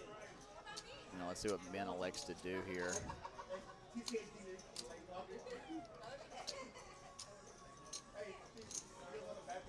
Thinking about it pretty hardly here. I'm going to check it back. Now we're going to see a flop, heads up, blind on blind. Let's see if my theory is correct and see if Long decides to bet stab out of the small blind on the flop. 7-10, 3-2 clubs. And Long checks it over to him.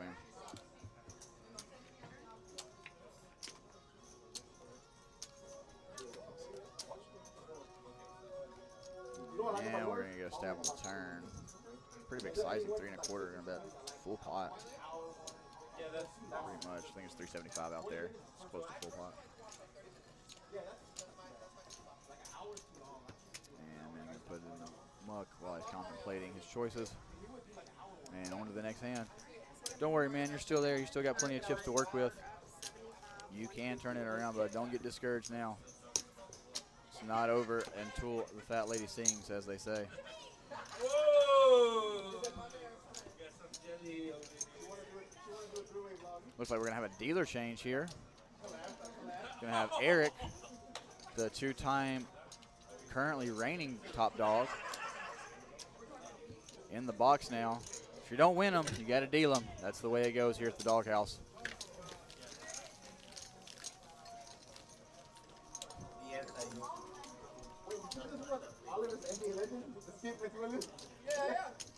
And I do like his real tree deer tattoo. Does look pretty nice. All right, blinds are now 75, 150.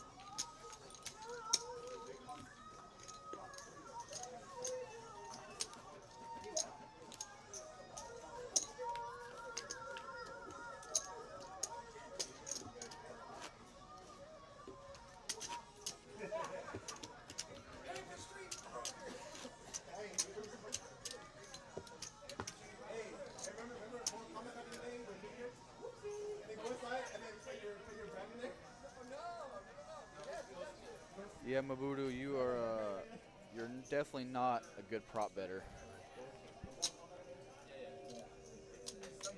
At least now you got a chance of it only being 400 instead of 500. For a long time there, like when I was playing, when we made the final table, I thought it was going to be 1500 because I didn't think man would give away a chip lead like he has. And now it looks like he's going to ship it on the button.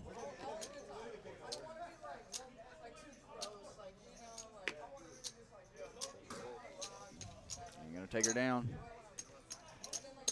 Picking up, I do believe, 375K with that jam. And you can hear people screaming in our cash games in the background. Guys are having fun. Cash games are always lively here. Lots of action, lots of drinks, lots of blood spilt.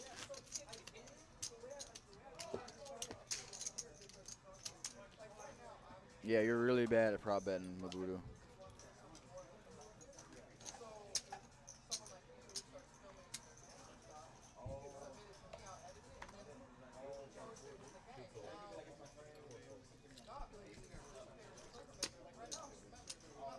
Right now, it looks like you got lucky Joe didn't ask you what odds you're giving him on him winning the tournament.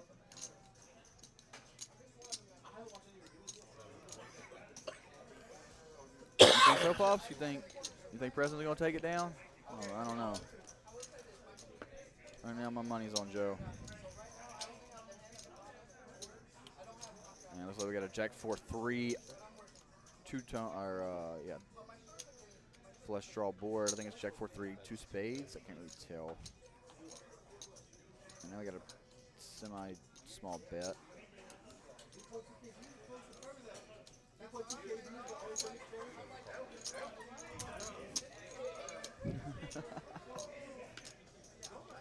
Oh, it's 2 clubs, and now the clubs get there. Queen of clubs on the turn.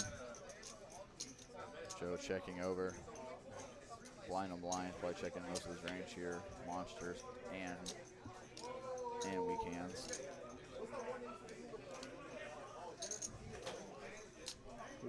Paul, they got you sweating, huh?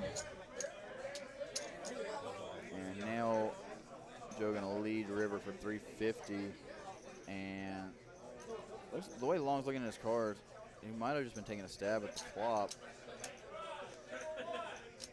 or maybe not. He's maybe be contemplating a call down here.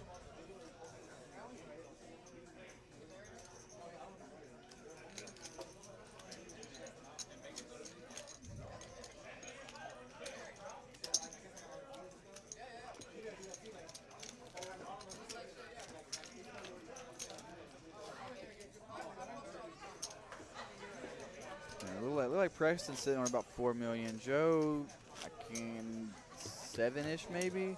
See here, there's 4, 5, 6, probably 6.3. Long looks like he's got about 1.5-ish. Men sitting on about 2.5. So anybody's game really at this point. Should take